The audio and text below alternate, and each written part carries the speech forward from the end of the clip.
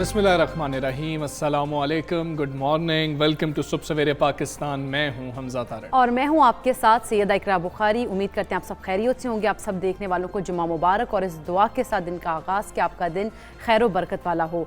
और आज चूँकि जुम्मा है तो अच्छी बात आपसे शेयर करना बहुत ज़्यादा ज़रूरी है। मैं समझती हूँ खुद से कि आप लोगों से अच्छी बात आज के दिन ज़रूर शेयर करनी चाहिए।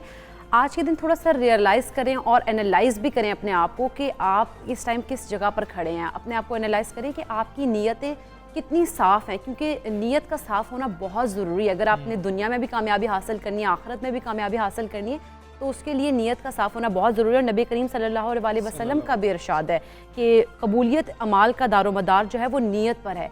तो आप इसी से अंदाज़ा लगा सकते हैं कि आपकी जो कबूलियत होगी अमाल की वो तभी होगी जब आपकी नीयत जो है वो साफ़ होगी। खुलूस से नीयत से आप कोई भी काम करेंगे तो कोई भी काम करने से पहले आप लोगों को बहुत ज़्यादा आप लोगों के लिए ज़रूरी भी है और बेहतर भी यही है कि अपनी नीयतों को साफ़ रखें, अपने अमाल को साफ़ रखें, ताकि जो आपकी उसका रिज़ल्ट है वो बहुत आपको बेहतरीन और वो भी आपको जिस तरह से आप सोचा हो उसके मुताबिक मिलेगा। बिल्कुल ऐसे ही है। आप जो काम भी करें, चले वो तो है कि हमारी नीयतें अच्छी होनी चाहिए, लेकिन जो काम भी कर रहे हो वो खुलूस नीयत से कर रहे हो। आप अपनी जॉब है उसको खुलूस नीयत से करना आप पे फ़र्ज़ है, ये आपकी जिम्मेदारी है। आप कोई और आपके ऊपर जिम्मेदारी है तो वो भी आपने खुलूस नीयत से अदा करनी है। दूसरा, दूसरों के जो हुकूक हैं जिनको हम हुकूकुल इबाद कहते हैं, उसमें भी आपकी नीयत दुरुस्त होगी तो आप तमाम वो हुकूक पूरे करते चले जाएंगे, नहीं तो वहाँ पर भी हमसे कोताही हो जाएगी। दूसरा एक उनसर बहुत ज़्यादा मौजूद है, वो है रियाकारी का। हम जो है ना रियाकारी बहुत ज़्यादा कर रहे होते हैं। हम शायद लोगों को दिखाने के लिए कि जी के हमने ये अच्छा काम भी कर दिया, हम तो ये भी खैर का काम करते हैं, हम तो बहुत चैरिटी करते हैं, लेकिन शायद हम लोगों को दिखा रहे बिल्कुल ऐसी हमजा रियाकारी की बात ही एक जगह पे मैंने पढ़ा था कि रिया का अगर एक कतरा भी शामिल हो जाए ना तो वो जितना भी आप जो अमल कर रहे हैं, जो की नीयत है वो उसमें खोट आ गया। यानी कि आप कहते हैं ना कि अल्लाह ताला से किसी को शरीक नहीं ठहराना है, तो अगर ज़रा से भी आपने कहीं पे बददियानती की, ज़रा से भी रियाकारी का अंसर जो है वो आ गया तो आपकी जो वो सारे अमाल हैं, जो आपकी नीयत है, जो सवाब है, वो ख़त्म हो जाएगा, वो आपको नहीं मिलेगा। और एक जगह पे हज़रत अबू हुरैरा रज़ियल्लाहु अन्हु फरमाते हैं कि रसूलुल्लाह सल्लल्लाहु अलैहि वसल्लम ने इरशाद फरमाया कि लोग क़यामत के दिन सिर्फ अपनी नीयतों पर उठाए जाएंगे। मतलब कि आप देखें कि नीयत जो है वो कितनी ज़्यादा मैटर करती है और वो भी खलूस नीयत जो है वो बहुत ज़्यादा इंपॉर्टेंट है कि आप बिल्कुल ऐसे ही है। तो जी हम अपनी कोशिश करेंगे कि नीयतों को जो है बेहतर करें, दुरुस्त करें और साफ़ रखें। अभी हम कोरोना की बात सबसे पहले कर लेते हैं। कोरोना की जो हलाकत खेजी है वो थम नहीं रही है और हम ये तो देख रहे हैं, चलें कुछ नंबर्स कम हो रहे हैं या फिर हम मुस्बत केसेस की जो शरह है उसको देखें तो वो कम होती हुई हमें नज़र आ रही है।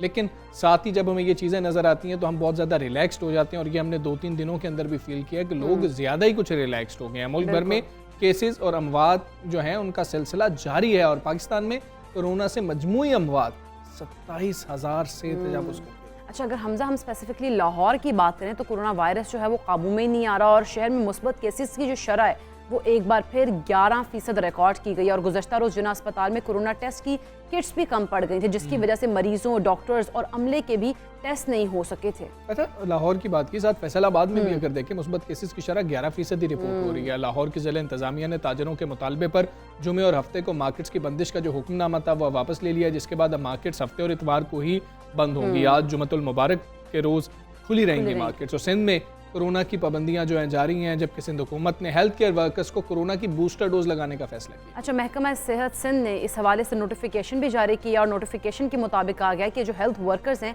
क्योंकि वो कोरोना से सबसे ज़्यादा मुतासर होने का उन्हें ख़तरा मौजूद रहता है, उनमें कोरोना से मुतासर होने के जो खतरात हैं उनको कम करने के लिए अब बूस्टर डोज का फैसला किया गया और तमाम हेल्थ केयर वर्कर्स जो हैं उनको बिला मुआवजा वैक्सीन लगाई जाएगी। लेकिन उनसे कोई भी, यानी कि कहा जाता है ना पहले कि जिस तरह आम लोगों ने अगर बूस्टर डोज लगवानी है बाहर ट्रैवल करने के लिए तो उनको पे करना पड़ेगा, लेकिन जो हेल्थ केयर वर्कर्स हैं उनको पे नहीं करना पड़ेगा, बिला मुआवजा जो है फाइजर वैक्सीन की जो है ये डोज लगाई जा रही होगी। हम बात करेंगे, हमारे साथ मौजूद हैं secretary Pakistan Medical Association doctor Qaiser Sajjad साहब। डॉक्टर साहब अस्सलाम वालेकुम, गुड मॉर्निंग। डॉक्टर साहब, सिंध हुकूमत का फैसला हेल्थ जो वर्कर्स हैं उनको बूस्टर डोज लगाई जाएगी और उनसे कोई मुआवजा भी नहीं लिया जाएगा, फिर फाइजर की डोज लगाई जाएगी, तो आप क्या समझते हैं, कैसा फैसला है?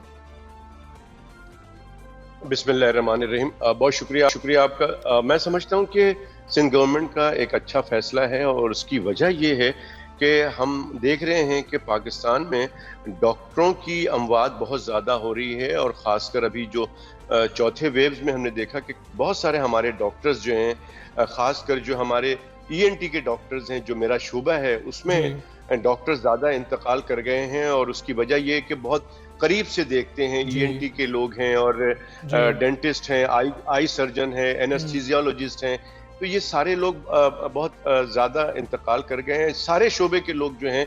और ये वो लोग हैं जिनका के पता नहीं होता है कि कोरोना के मरीज देख रहे हैं या वो अपने रूटीन में, यानी कि गायनेकोलॉजिस्ट भी मर गई हैं, इंतकाल कर गई हैं, वो गायनी के पेशेंट देख रही हैं, लेकिन वो सिम्टम उनको था या उन्होंने बताया नहीं और अपना वो गायनी की प्रॉब्लम्स को दिखा रहे हैं। और जो गायनी की डॉक्टर्स हैं उनको ये पता ही नहीं है कि उनको वो मरीज जो है कोरोना लगा के चला गया है। तो ये इन हालात को देखते हुए मैं समझता हूँ कि सिंध हुकूमत का एक अच्छा फैसला है और कोशिश ये करनी चाहिए, एनसीओसी ने वैक्सीन प्रोवाइड करनी है, तो मैं समझता हूँ कि इस पे एनसीओसी को फौरी तौर पे ये अमल दरामद करा कर मैं समझता हूँ कि पूरे पाकिस्तान में जो हेल्थ केयर वर्कर्स हैं उनको जो है ये बूस्टर डोज लगाया जाए, जिनको के सेकंड डोज जिनकी के 6 महीने हो गए हैं, और मैं समझता हूँ कि उन सबको वैक्सीन बूस्टर डोज की वैक्सीन लगानी चाहिए।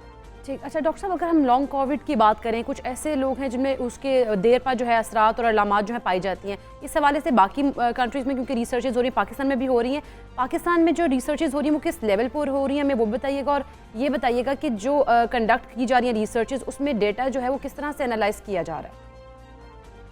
देखिए, ये जो रिसर्च का मामला है, यहाँ पे university of health sciences Lahore में, जहाँ पे वाइस चांसलर उनके जावेद अकरम साहब बहुत अच्छा वहाँ पे काम कर रहे हैं। मुझे बहुत ज़्यादा डिटेल तो नहीं पता है, मैं समझता हूँ कि वो वाइस चांसलर साहब ज़्यादा अच्छी तरह से बता सकते हैं, लेकिन ये एक अच्छी बात ये है कि इस यहाँ पे और डॉ यूनिवर्सिटी के अंदर भी जो है बहुत अच्छी रिसर्च जारी है, बहुत सारी चीज़ों की, जो कि आगे कुछ दिनों में या कुछ महीनों में उसका रिजल्ट आएगा। लेकिन रिसर्च अभी इन 2 यूनिवर्सिटीज़ के अंदर तो मुझे मेरे इल्म में है कि बहुत अच्छी वहाँ पे प्रोग्रेस है रिसर्च के हवाले से। ठीक है डॉक्टर साहब, अगर ख़ास तौर पर देखें, हम यंग डॉक्टर्स की भी बात करें, दीगर डॉक्टर हजरात की भी बात करें, तो एक गिला करते हुए भी हमें नज़र आते हैं। वो कहते हैं कि जब इस वबा का आगाज़ था उस वक्त कुछ इल्म नहीं था, हम लोगों ने सब ने मिलकर इलाज किया, कोशिश करते रहे, तब थोड़ी सी रिस्पेक्ट भी थी, थोड़ा सा ख्याल भी रखा जाता था। जैसे जैसे वबा का दौरानिया बढ़ता चला जा रहा है, वो रिस्पेक्ट का अंसर कम होता जा रहा है। क्या ये बात दुरुस्त है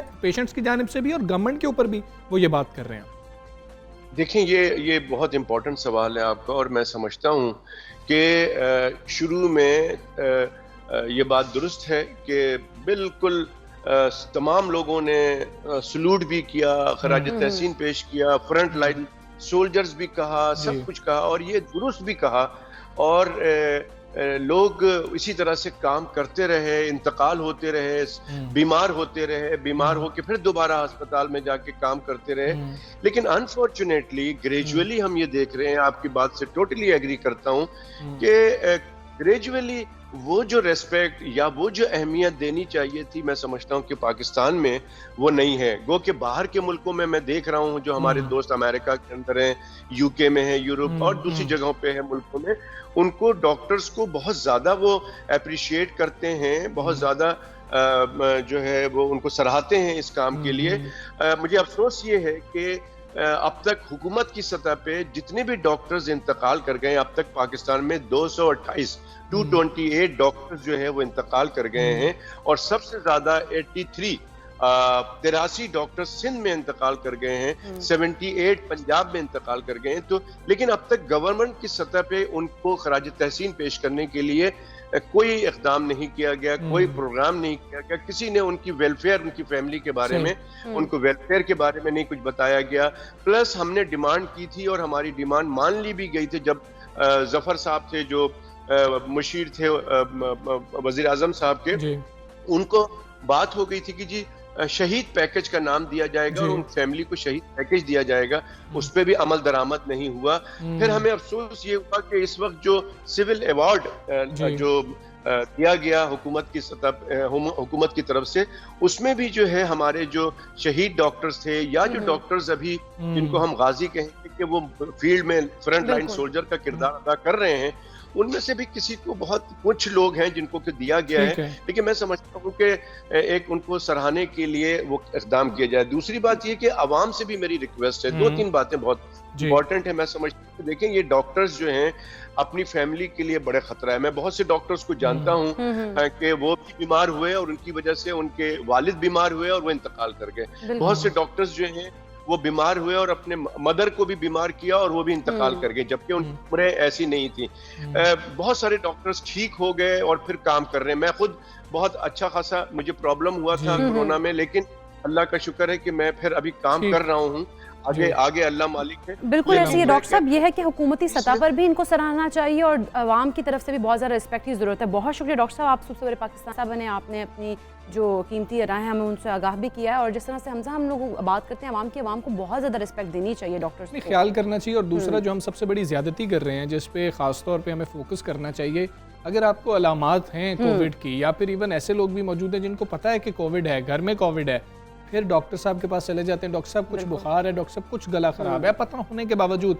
ऐसा नहीं होना चाहिए। आप उनकी ज़िंदगी को ख़तरे में क्यों डाल रहे हैं? जब आपको इल्म है तो आप लोगों को थोड़ा सा ख्याल रखना चाहिए। और ऐसे में टेली मेडिसिन का कॉन्सेप्ट बड़ा बेहतरीन है, आप जो है उससे इस्तेफादा कर सकते हैं। हम आगे बढ़ेंगे। शोबिस की दुनिया का एक बड़ा नाम बच्चों के तहफ़्फ़ुज़ का अज़्म लेकर मैदान में आया और बच्चों के तहफ़्फ़ुज़ के कौमी इदारे national commission on the rights of child ने हुकूक़ पाकिस्तान प्रोजेक्ट के लिए अदाकार एहसन खान को अपना खैर सगाली सफ़ीर मुकर्रर कर दिया। अच्छा, मारूफ अदाकार जो हैं वो बच्चों के हुकूक और उनके मसाइल के मुतालिक आगाही पैदा करने में अपना किरदार अदा करेंगे। पसमानदा बच्चों की ज़िंदगियों में बेहतरी लाने के लिए भी लोगों को तरगीब देंगे और बच्चों को ज़्यादती, इस्तेहसाल, तशद्दुद और नज़रअंदाजी से बचाने के लिए आवाज़ बुलंद करेंगे। अच्छा, एहसन खान ने अपने ट्विटर अकाउंट से खैर सगाली सफ़ीर नामजद किए जाने की तस्वीर भी शेयर की हैं, जो कि आप इस वक्त देख पा रहे हैं। उनका कहना था कि NCRC का सफ़ीर बराए खैर सगाली नामजद होना एक एजाज़ की बात है और अपनी ज़िंदगियों में से एक लम्हा सबको निकाल कर ज़रूर सोचना चाहिए कि हम अपने बच्चों के साथ सही सलूक कर रहे हैं और दुरुस्त रवैया अपना रहे हैं। एहसन हमारे साथ मौजूद हैं। अस्सलाम वालेकुम, गुड मॉर्निंग। एहसन, बच्चों के तहफ़्फ़ुज़ का सफ़ीर मुकर्रर होना यकीनन बड़े एजाज़ की बात भी है और बड़ी ज़िम्मेदारी भी है। बच्चों को तशद्दुद और हरासमेंट से बचाने के लिए आगाही का होना, सबसे पहले ये बताएंगे ये कितना अहम है? जनाब, सबसे पहले तो थैंक यू वेरी मच, बहुत शुक्रिया कि हम आज इस टॉपिक पे बात कर रहे हैं और आपने मुझे दावत दी। Thank you so much. देखिए, अवेयरनेस जो है, किसी भी चीज़ को आप सबसे पहले जानते हैं, फिर उसके बारे में उसका हल हो या उसके बारे में आगे जो मज़ीद हम कुछ कर सकते हैं। तो असल चीज़ ये है कि बच्चों पर जो तशद्दुद किया जाता है, चाहे वो जिनसी तशद्दुद है या और तरह के साइकोलॉजिकल इश्यूज़ जो दरपेश है, बच्चों को मसाइल है, एजुकेशन से दूर हैं बच्चे, सड़कों पे हैं या होमलेस हैं या घरों में या बाज़ारों में दुकानों पे काम करते हुए नज़र आते हैं और फिर उनके साथ जो ज़्यादती की जाती है और उसके बाद उसका कोई पुरसाने हाल नहीं है, कोई इम्प्लीमेंटेशन नहीं है। आए दिन हम देखते रहते हैं कि ये केसेस बढ़ते चले जा रहे हैं। अगर आप पीछे जाएं और रिपोर्ट देखिए पिछले साल की, तो आपको अंदाज़ा होगा कि पिछले 2 साल से ज़्यादा बढ़ चुके हैं केसेस। तो इस पे आवाज़ उठाना, इस पे अटेंशन लोगों की यानी मुतवज्जो करना, और फिर जब आप तमाम लोगों को मुतवज्जो करते हैं, अवेयरनेस क्रिएट करते हैं, तो एक तो उससे एजुकेट होते हैं कि हमें इससे बचना कैसे है, हमें कोशिश कैसे करनी है, एहतियात क्या बरतनी है कि कम से कम ऐसे वाक़यात हों। साइकोलॉजिकली बच्चों को कैसे डील करें और साइकोलॉजिकली जिनके साथ ये मामला हुआ उनकी ज़िंदगी को कैसे आसान बनाया जाए। उसके अलावा जब एक पॉइंट पे किसी चीज़ को अटेंशन मिलती है, अवेयरनेस क्रिएट होती है, तो नेचुरली उसके रिजल्ट्स फिर निकलना शुरू होते हैं। लोग उस पर बात करते हैं, लोग उसका हल ढूंढते हैं, हल निकालते हैं। हमारे पास यकीनन लॉज बने हुए हैं, लेकिन इम्प्लीमेंटेशन लॉज की बहुत ज़रूरी है और इम्प्लीमेंटेशन तब होगी जब हम बार बार इस चीज़ को उजागर करेंगे कि जी हाँ, अगर किसी ने ऐसा काम किया है तो खुदारा उसको सज़ा दीजिए, और सज़ा दिए बगैर, लॉ एंड ऑर्डर के बगैर इस मसले का हल नहीं निकल सकता। तो we have to together, because बच्चे सिर्फ मैं एक बाप हूँ और मेरे भी बच्चे, आप जानते हैं बच्चों के लिए इंसानियत कितनी पोजेसिव होती है mostly. So we all are very possessive about our kids, और पाकिस्तान के तमाम बच्चे हम सबके बच्चे हैं, ये पाकिस्तान का फ्यूचर है। तो हमें ये सोचना है कि हम अपने फ्यूचर को क्या सिखा रहे हैं, किस तरफ लेके जा रहे हैं, किस तरह से इनके राइट्स इनको दिए जाएं। तो basic idea of awareness is this कि you have to talk about it, you have to make sure that people know their rights, people know how to treat kids, और I think it's very very important. अच्छा ऐसे अगर हम पाकिस्तान की specifically बात कर लें तो पाकिस्तान बच्चों के तहफ़्फ़ुज़ के लिहाज से इस वक्त कहाँ पर खड़ा है और यहाँ इस हवाले से क्या मसाइल हैं? देखिए जी, सबसे पहले तो मैं ये बात करना चाहता हूँ कि जहाँ पे इतने सारे मसाइल हैं उसके साथ साथ ये भी एक बहुत बड़ा मसला है चाइल्ड प्रोटेक्शन का। अब आप अगर नज़र घुमाइए तो आप देखिए कि आपको कितनी रिपोर्ट्स और कितनी खबरें मिलती हैं कि जहाँ पे बच्चों के साथ ज़्यादती की जाती है और डे बाय डे हम देखते हैं कि ये ग्रो होता जा रहा है। हाँ। और फिर अगर कोई माफिया पकड़ा भी जाता है, आप कसूर के वाक़े को देख लीजिए, आप और इलाकों के और जगहों पे आप देख लीजिए, बच्चों को मार दिया जाता है उनके साथ तशद्दुद करके। तो आप सोचिए कि, और ये मैं आपको ये बताना चाहता हूँ कि this is not just about our country, it's happening everywhere in the world. Everywhere in the world this is happening. So it's, अब मैं ये कहना चाहूँगा कि जब कोई मसला होता है तो उसको छुपाया नहीं जाता, उसको उजागर करके उस मसले का हल निकाला जाता है। तो ये जो एम्बेसडरशिप है और जो हमारा इदारा है, वो इदारा है ही इसलिए कि बच्चों के हकूक़ के लिए आवाज़ उठाई जाए। और आई पर्सनली फील कि मुझे ऐसा लगता है कि हम पर्सनली बेसिस पे और हुकूमती सतह पे भी अभी अपने बच्चों पे, अपने फ्यूचर पे बहुत कम इन्वेस्ट करते हैं। We should start investing more on children, their education, standard of education should raise, और तालीम के साथ साथ तरबियत, घरों से तरबियत बेहतरीन होनी चाहिए। तो उसी, जब हम ये मिलके सब काम करेंगे और करते चले जाएंगे, मेरी आज एक आवाज़ है, कल कोई और आवाज़ होगी, मुझसे पहले कोई आवाज़ है, हम सब लोगों को मिलके आवाज़ भी उठानी है और फिर इसका हल भी निकालना है ताकि हमारा फ्यूचर जो है उस पे असल मानी में इन्वेस्ट हो। बिल्कुल। एहसन, ये बताइएगा कि बतौर सफ़ीर आप क्या समझते हैं कि अब आपकी जिम्मेदारी क्या है, क्या प्लान बना रखा है कि किस तरीके से हमें बच्चों के तहफ़्फ़ुज़ के लिए काम करना है, किस तरीके से आगाही फैलानी है? ये आसान काम नहीं है। मैं अपनी आवाज़ के ज़रिए, अपने इस काम के ज़रिए, अपने बोलने के ज़रिए, अपने वक्त के ज़रिए, अपने एक पाकिस्तान का एक अदाकार, एक सिटीज़न होने के ज़रिए, एक रिस्पॉन्सिबल सिटीज़न होने के ज़रिए मैं इसके लिए एक आवाज़ उठाना चाहता हूँ। और मैं यहाँ पे ज़रूर अफशा साहिबा को इन्वॉल्व करना चाहूँगा। सीमा साहिबा हैं, ये जो हैं, इन दोनों की वजह से मैं यहाँ आपसे बैठ के बात कर रहा हूँ। ये बहुत काम करना चाहते हैं और कर रहे हैं, और हकूक़ पाकिस्तान जो हैं उनके, वो लोग भी काम कर रहे हैं। इसमें बहुत से लोग इन्वॉल्व हैं और मैं बड़ा खुश हूँ कि हुकूमती सतह पर ये काम हो रहा है। तो इंशाल्लाह मुझे उम्मीद है कि आप जब कोशिश करते हैं और आप किसी काम का आगाज़ करते हैं, उसमें अच्छी नीयत शामिल हो आपकी और फिर गवर्नमेंट की सपोर्ट शामिल हो, तो यकीनन कुछ ना कुछ ग्रेजुअल चेंज, हम सडनली तो हम कुछ भी चेंज नहीं कर सकते, लेकिन ग्रेजुअल चेंज ज़रूर आएगा इसमें। बिल्कुल ऐसे ही। अगर ऐसे हम कानून साजी की बात कर लें, बच्चों के तहफ़्फ़ुज़ के हवाले से क्या कानून साजी की ज़्यादा ज़रूरत है या कवानीन इम्प्लीमेंटेशन की? क्योंकि हम देखते हैं कानून तो बन जाते हैं लेकिन जब उनकी इम्प्लीमेंटेशन की बात आती है तो वहाँ पर मसाइल पेश आते हैं। NCRC जो अफशा साहिबा हैं चेयरपर्सन, वो इस चीज़ पे बहुत ख्याल कर रही हैं कि बच्चों के जो हकूक़ हैं उनको मिले। अब जब हम हकूक़ की बात करते हैं तो तालीम उसमें आती है, उसमें बच्चों की हिफाजत आती है, और फिर जो लॉ, यानी बच्चों का हक एक होता है जो बच्चों को मालूम ही नहीं है कि अगर उनको कि किसी ने उनके साथ कुछ ज़्यादती या किसी तरह का कोई गलत काम या कोई गलत बात या कुछ भी जो किया है तो उनको कैसे बताना है। यहाँ पे हर चीज़ को छुपाया जाता है बहुत मरतबा अपनी ये, क्योंकि एक स्टिग्मा, एक इसको मैं कहूँगा कि एक टैबू है कि आप रिपोर्ट नहीं कर सकते। बहुत से माँ बाप छुपा जाते हैं बातें, और जाहिर है अपनी इज्जत के लिए लोग कीचड़ उछालते हैं बातें, क्योंकि यहाँ पे विक्टिम ब्लेमिंग शुरू हो जाती है, यानी कि जिसके साथ जुल्म होता है, जिसके साथ ज़्यादती होती है, उसके ऊपर ज़्यादा नजरें गड़ जाती हैं और मुजरिम के ऊपर कम। और ये क्यों हो रहा है उस पर तो कोई बात ही नहीं करता। तो इसलिए लॉ, जब तक किसी को अपने किए की सज़ा नहीं मिलेगी तो तब तक ये काम रुकेगा नहीं। कुछ भी जो गलत होता है वो रुकता तब है जब लॉ एंड ऑर्डर अपने प्लेस पे हो, इम्प्लीमेंटेशन हो, सही से अमल हो रहा हो चीज़ों पे। आपको मालूम है कि आप और मैं या कोई भी इंसाफ लेने पहुंचा उसको इंसाफ मिल रहा है, जिसने गलत कुछ भी किया उसको सज़ा मिल रही है, उसको भुगतना पड़े वो डरेगा।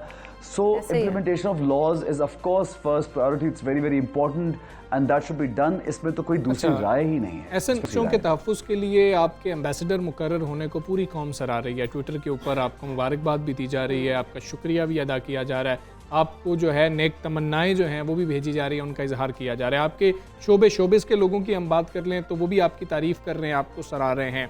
कैसा वैसे लगता है कि जब आपके कलीग्स आपने कोई ऐसा काम किया हो जो कि शोबे से हट के वो तारीफ़ कर रहे हो तो अच्छा लगता है, किस तरह का फील करते हैं? दूसरा, आप अपने जो साथी हैं उनको शामिल करने की भी कोशिश करेंगे कि वो भी इस खैर के काम में आपके साथ जो है हिस्सा बने?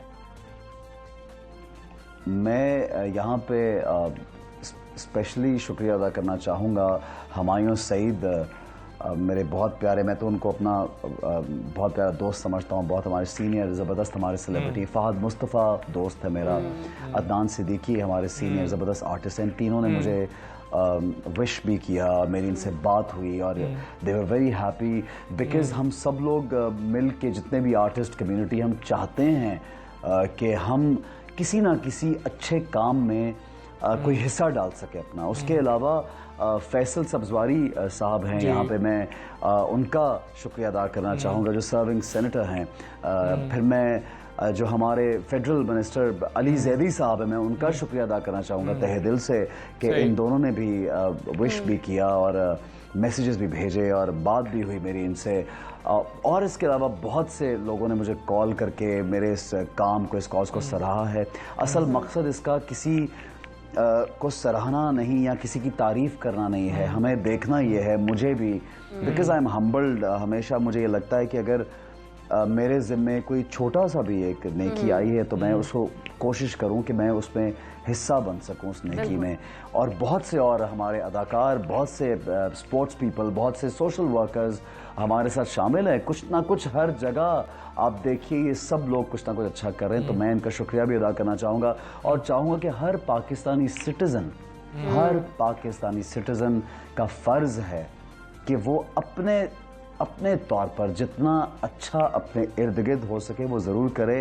आप हर चीज़ की जिम्मेदारी आप हुकूमत पर या दूसरों पर नहीं थोप सकते, आप खुद क्या कर रहे हैं ये बिल्कुल भी ऐसे ही यूजुअली हमें कुछ ना कुछ अपनी एफर्ट्स करनी चाहिए सोसाइटी में, अगर हमने चाहते हैं कि हम अच्छा उसके अंदर कुछ अपना पॉजिटिव रोल प्ले करें। बहुत शुक्रिया एहसन खान, अदाकार, एम्बेसडर ऑन चाइल्ड राइट्स, हमारे साथ मौजूद थे।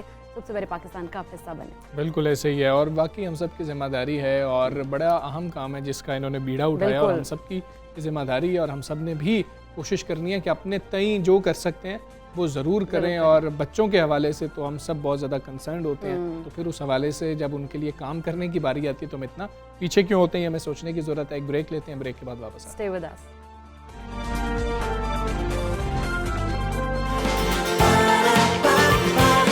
सुबह सवेरे पाकिस्तान,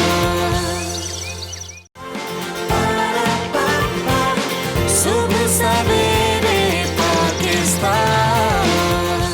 हम आगे बढ़ेंगे और नाज़रीन, पीटीआई हुकूमत ने इक़्तिदार संभालने से कबल आवाम से जितने भी वादे किए थे बदकिस्मती से उन्हें अब तक पूरा करने में नाकाम दिखाई दे रही हैं और उन्हीं वादों की फहरिस्त में मुल्क में गैर मुल्की सरमायाकारी भी लाना शामिल था। अच्छा, इस हवाले से भी सूरत हाल कोई इत्मीनान बख्श अब दिखाई नहीं दे रही है। सेक्रेटरी सरमायाकारी बोर्ड का कहना है कि मुल्क में सरमाया की मतलब सरमायाकारी करने के लिए पुरकशिश मौक़े और सहूलियात मौजूद हैं। उन्होंने कारोबारी आसानियों की फराहमी के इंडेक्स में होने वाली नुमायां बेहतरी से भी आगाह किया। वैसे तो उनके बकौल सैमसंग जैसे बड़े ग्रुप्स जो हैं वो जल्द ही मुल्क में अपना कारोबार शुरू भी कर रहे हैं। ये सब कुछ होने वाला है।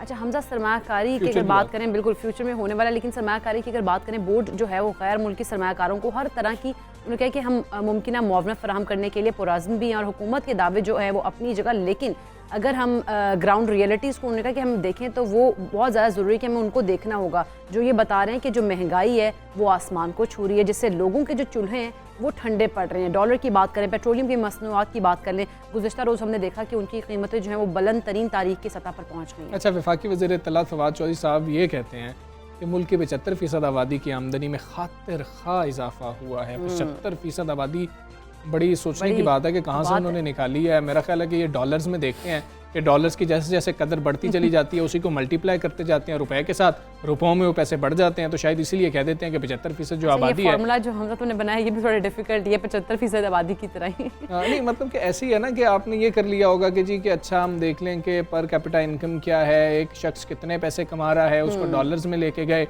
डॉलर्स को पाकिस्तानी रुपयों में किया तो कहा जी कि पहले तो चूँकि इतने पैसे रुपयों में इतने कमा रहे थे, अब रुपयों में ज़्यादा कमा रहे हैं, तो फिर इस तरह के चीज़ें निकाली जा सकती हैं। आमतौर पर अगर किसी शख्स के हालत को देखें, किसी शख्स के किचन को देखें, किसी शख्स के घर को देखें तो ये सूरत हाल हमें नज़र नहीं आती। लेकिन यहाँ से एक और नुक्ता है जो है उसका भी आगाज़ होता है कि और बहस भी यहाँ पर शुरू होती है कि अगर गवर्नमेंट ये सोचती है वाकई कि 75% लोग ऐसे हैं कि जिनकी आमदनी में इजाफा हुआ है, यानी कि गवर्नमेंट इस मसले को मसला ही नहीं गर्दानती है। वो फिर महंगाई को महंगाई नहीं मानती है। लेकिन अगर हम आवाम को देखें तो आवाम इस वक्त बहुत ज़्यादा मुश्किल में, और हमें आवाम की तरफ से यही सिर्फ एक शिकवा है कि हमें जो मसला है इस हुकूमत से वो ये है कि महंगाई में कमी नहीं कर रहे हैं, कोई महंगाई को कंट्रोल करने के कोई मैकेनिज्म इनके पास मौजूद नहीं। खैर अगर हम मिस्त्री और मजदूर की दिहाड़ी की बात करें तो कहते हैं कि जी फवाद चौधरी साहब कहते हैं कि वो 3 गुना बढ़ गई है, और इन हालात में तो यही कहा जा सकता है फिर कि हुकूमत ने अब भी होश की नाखून अगर ना लिए तो अगले इंतखाबात में उसे फिर जवाब मिल जाएगा। जिस तरह से हमने कंटोनमेंट बोर्ड के इलेक्शंस देखे हैं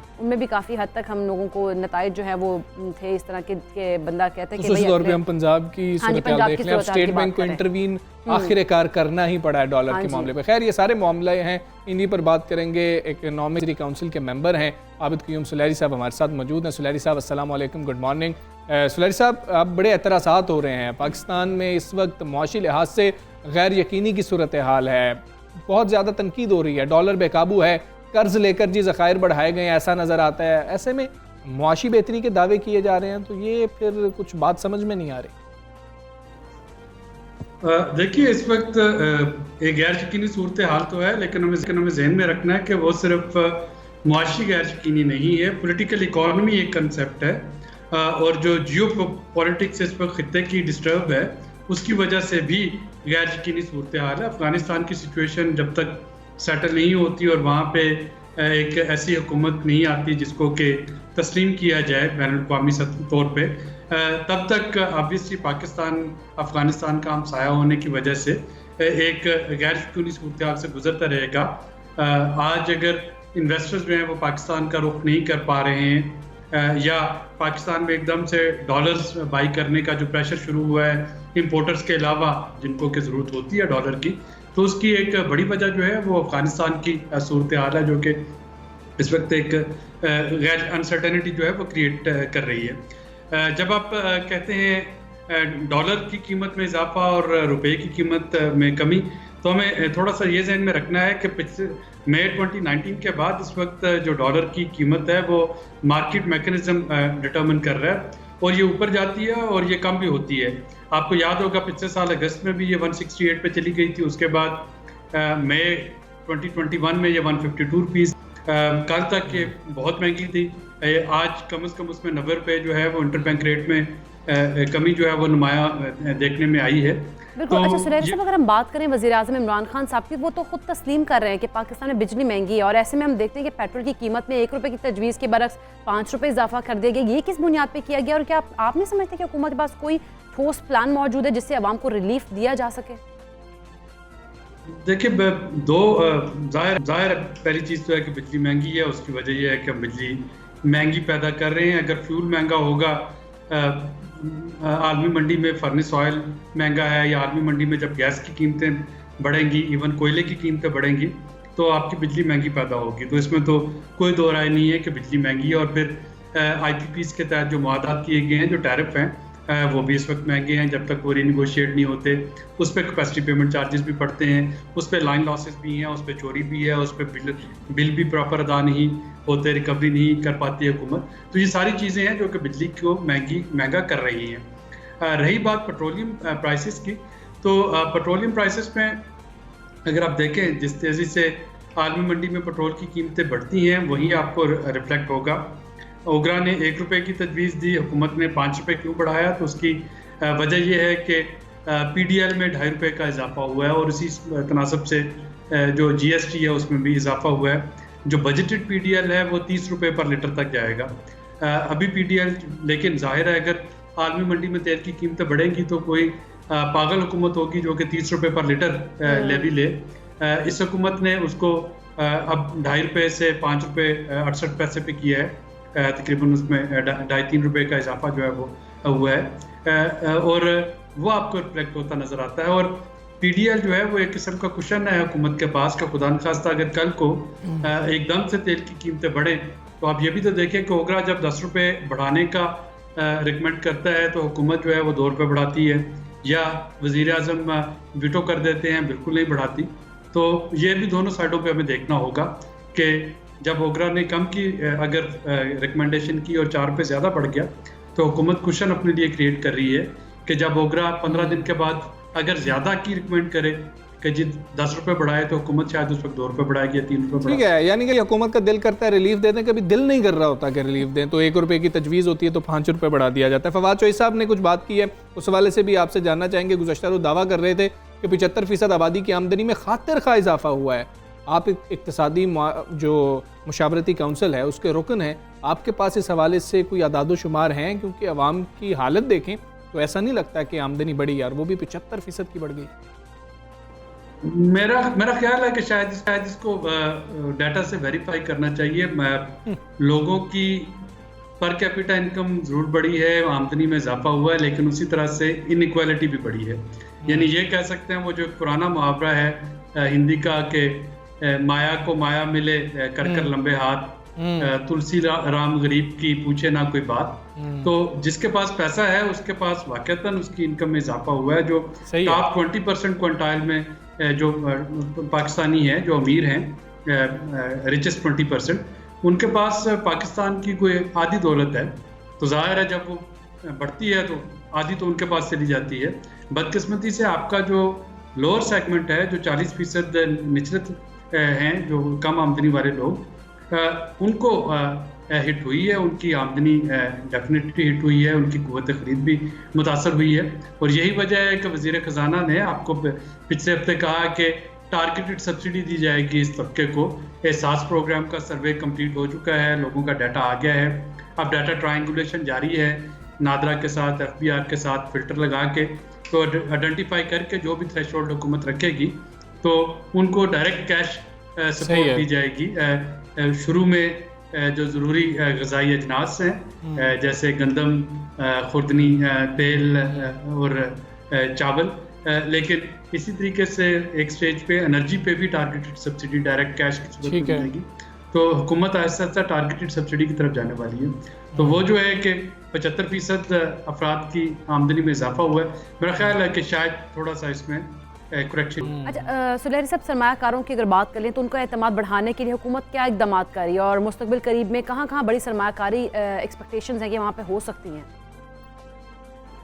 देखिए, जो इक़दाम आते हैं वो तो दो आपकी चीज़ें हैं ना। एक ये है कि जी यहाँ पे बिजनेस करना जो है उसको आसान बनाया जाए, जिसको ईज़ ऑफ डूइंग बिजनेस कहा जाता है। सही है कि जनाब अगर मुझे बिजनेस रजिस्टर करवाना है, अगर मुझे वो चाहिए, मीटर कनेक्शन चाहिए, बिजली का मीटर, गैस का मीटर चाहिए, पानी का कनेक्शन चाहिए, कोई NOCs चाहिए, ये सारी जो चीज़ें हैं इनको आसान बनाना। अगर मुझे प्रॉफिट अपना जो है वो वापस भेजना है अपने मुल्क में जहाँ का मैं इन्वेस्टर हूँ तो उसमें आसानी, अगर बिज़नेस बंद करना है तो उसमें आसानी, अगर कोई लिटिगेशन होती है तो उसको कितनी तेज़ी से वो रिजॉल्व हो सकती है।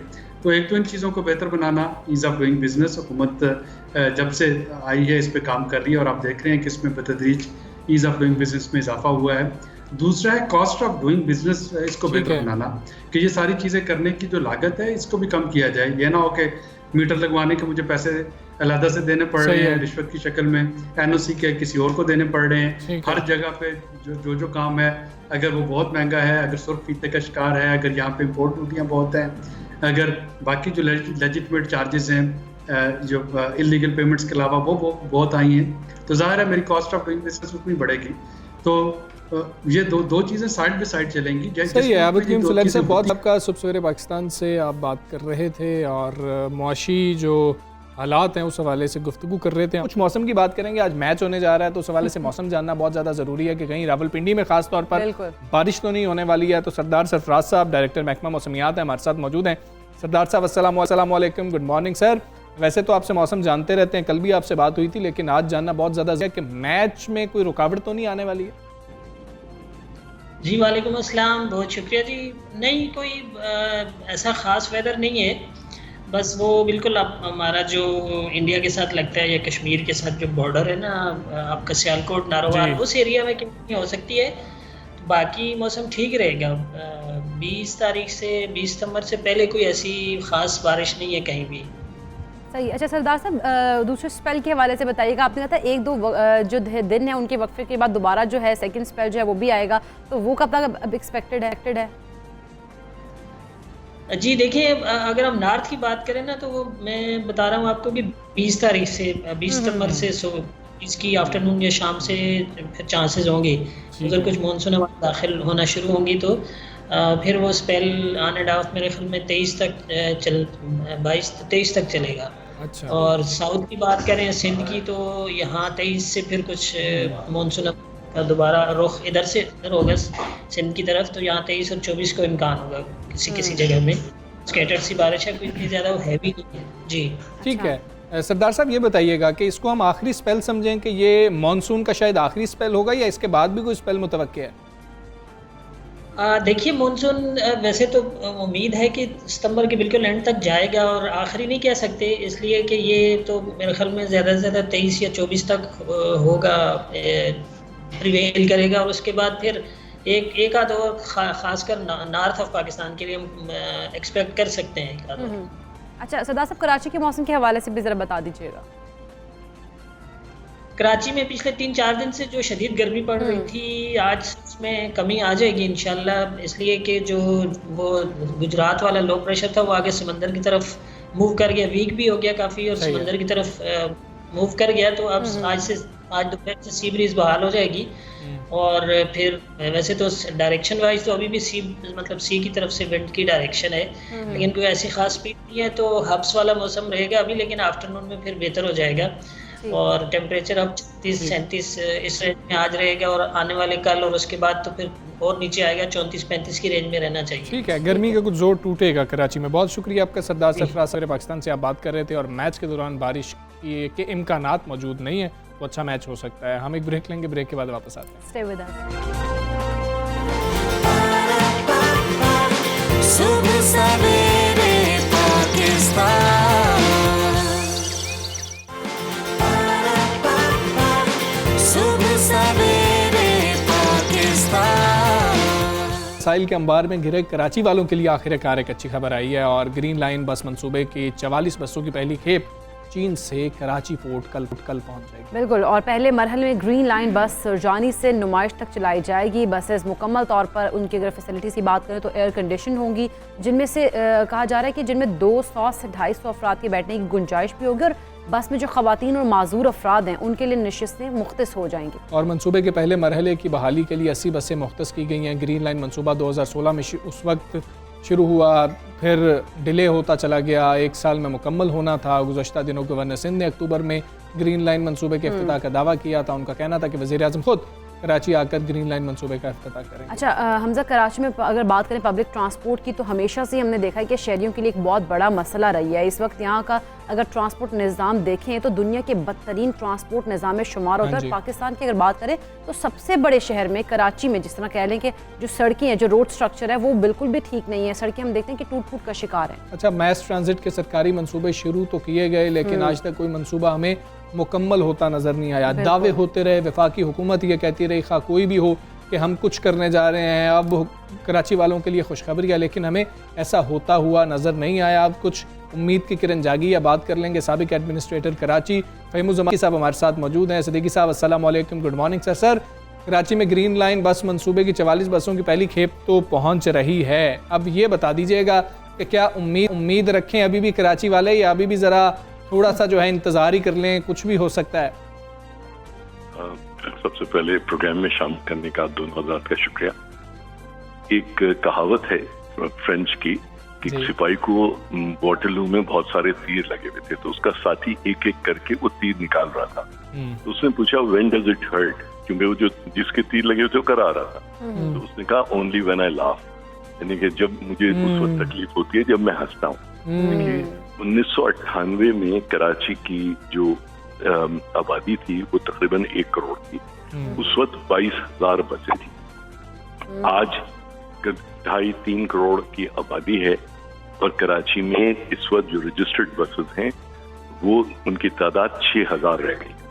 अब ग्रीन लाइन के ऊपर अगर ये बसें ले भी आए 80 बसें, तो आप मुझे बात बताइए कि ऊंट की दाढ़ में तिनका जो वो कहते हैं या जीरा, आप मुझे बताइए उससे क्या फर्क। पहली बात तो ये कि 80 बसें आप कर क्या लेंगे। दूसरी चीज, हमारे हुक्मरान जो हैं वो चीजों से सीखते नहीं हैं। इन्होंने कोई पेशावर में जब BRT चलाई तो एक सेकंड रेट कंपनी से बसें ली, गोल्डन ड्रैगन से, जो कि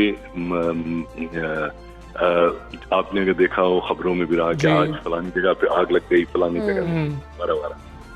कराची में एक इस्लाह है जिसको हम कहते हैं चाइना कटिंग, आप लोगों ने भी सुना। इसका मतलब क्या है, आप में से कोई जानता है? जी, आपको बहुत दफा चाइना कटिंग के ऊपर सर ले भी चुके हैं, इस पे बात भी कर चुके हैं। मगर मैं इस कहने का मतलब ये है कि अब जो कराची में जो ये बसें ला रहे हैं, ये एक तो सेकंड रेट और थर्ड रेट जो कंपनी है ना, ये उससे भी गई गुजरी कंपनी से ये लेकर आ रहे हैं। यार अगर आपने चाइना से भी बसेस मंगानी है तो कोई किसी कायदे की वेल टेस्टेड ट्राइड आप उसके, तो एक तो ये जहां पर कराची में कम से कम आज 10,000 बसेस की जरूरत है।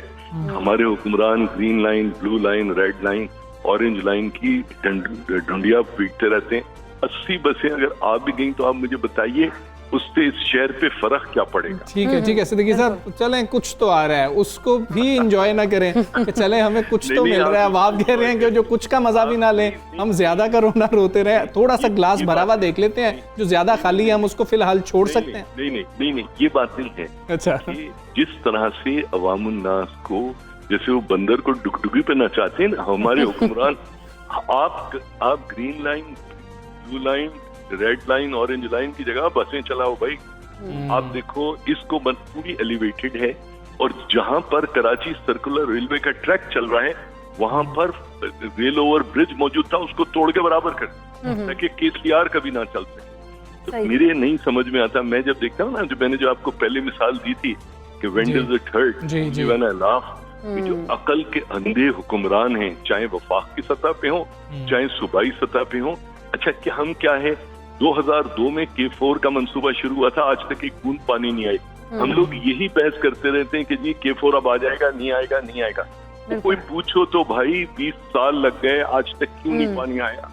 बिल्कुल ऐसी। अच्छा, अगर सर हम देखें तो अवाम को, अगर हम देखें कि अवाम को फ़ायदा देने के लिए, अवाम को बेहतर ट्रांसपोर्ट जो है वो फराहम करने के लिए, आप समझते हैं कि इस वक्त मजीद कितनी गुंजाइश है और कौन कौन से मंसूबे हैं जो कि लेके आ सकते हैं? कराची की आज मॉडर्न एटलीस्ट 10,000 बसेस जो मेन जो आर्टरीज हैं उन पे जरूरत है।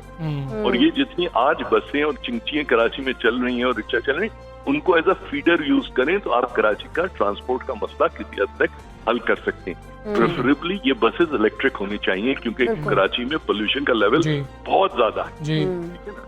और आप coal fired power plant port Qasim में भी लगा रहे हो, आप आपको भी लगा रहे हो, तो कराची को उसकी वजह ये कि कोई हमजहद, कोई ओवरऑल प्लानिंग है नहीं, अंडरस्टैंडिंग है नहीं। ये मेंटली बैंकरप्ट हुक्मरान हैं जो कि सिर्फ और सिर्फ अपनी नौकरी और अपने दिन पूरे करते हैं। इनको अवामुन नास से कोई ताल्लुक और वास्ता नहीं। ठीक है, लेकिन सर एक अभी क्रेडिट गेम का भी तो आगाज होना है कि जिस वक्त इफ्तिताह हो रहा होगा तो हमने किसी न किसी को तो चलें 80 बसें ही होंगी, लेकिन क्रेडिट तो देना है। आपके ख्याल में किसकी काविशें हैं कि चलें कम ही सही, फिर भी कुछ बसें मिल रही हैं, एक मंसूबा मुकम्मल तो होने का नाम ले रहा है? देखिए, मैंने फिर कहा ना कि ये मंसूबा नहीं मुकम्मल हो रहा है, ये सिर्फ डुगडुगी है जो अवामुन नास के सामने बजाई जा रही है, जिसका मैं और आप दोनों शिकार हैं। जिस शहर में 10,000 बसेस हैं उसमें आपको तो शर्म से डूब बनना चाहिए कि आप सिर्फ 80 बसें लेकर आ रहे हो, और वो भी थर्ड क्लास बसें लेकर आ रहे हो। आप यकीन जानो, पेशावर BRT से आज आप, मैं और आप रिकॉर्ड पे हैं, आप देख लीजिएगा। कल आप याद करोगे कि फहीम ज़मान कहता था यहाँ बस गिर गई, यहाँ पर बस में आग लग गई, बिल्कुल थर्ड रेट कंपनी की बसें आप लाके कराची में चलाने जा रहे हो। ये अवामुन नास का पैसा है। लेकिन सर आप क्या देखते हैं, हल क्या है? अवाम को किस तरह से कंफर्ट फराहम किया जा सकता है, किस तरह से रोड स्ट्रक्चर को बेहतर किया जा सकता है? कराची की मुश्किलात का हल क्या है? देखिए, चेप का शोरवा कोई अवाम को कराची के हल जो है ना रिलीफ नहीं प्रोवाइड कर सकता। उसका हल सिर्फ इस बात में है कि आप कराची के अवाम को एम्पावर करें। एक माफिया से छीन के दूसरी माफिया को ना दें।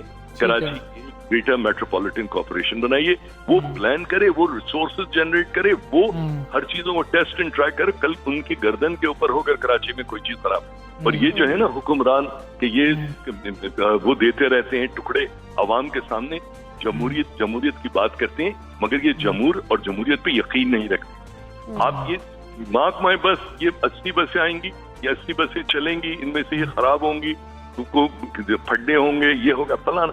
भाई मतलब एक कराची को एक ओवरऑल ठीक है, एक हमगीर उसकी जरूरत है प्लानिंग की।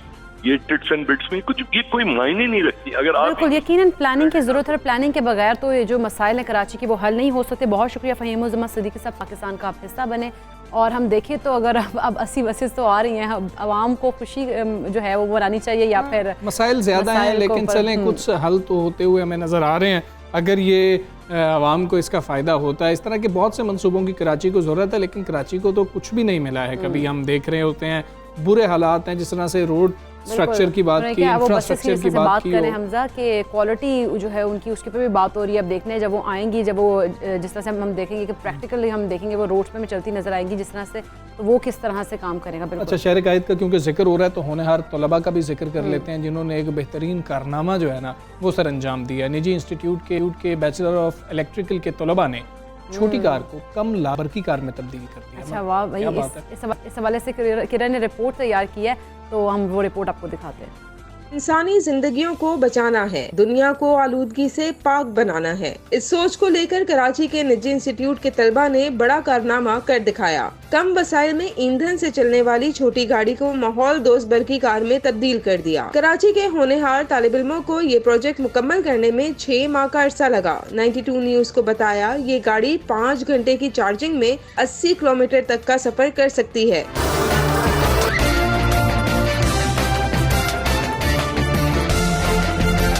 जबकि कार में नस्ब बैटरी कम से कम 4 से 5 साल तक चलने की सलाहियत रखती है। पाकिस्तान में हमें इसको करने की ज़रूरत थी, क्योंकि अभी ऑटो पॉलिसी भी डिस्कस हो रही है और इलेक्ट्रिक कार्स और हाइब्रिड कार्स का ट्रेंड चल रहा है। तो हम ये चाह रहे थे कि ऐसा सेगमेंट जो कि बड़ी कार्स अफोर्ड नहीं कर सकता, उनके लिए हम ऐसी एक कार इंट्रोड्यूस कराएं जो उनके अफोर्डेबल भी हो, जिसकी रनिंग कॉस्ट भी कम हो। ये ऑलमोस्ट जो कंबशन इंजन होते हैं उससे तो बहुत ज़्यादा एनवायरमेंटल फ्रेंडली है।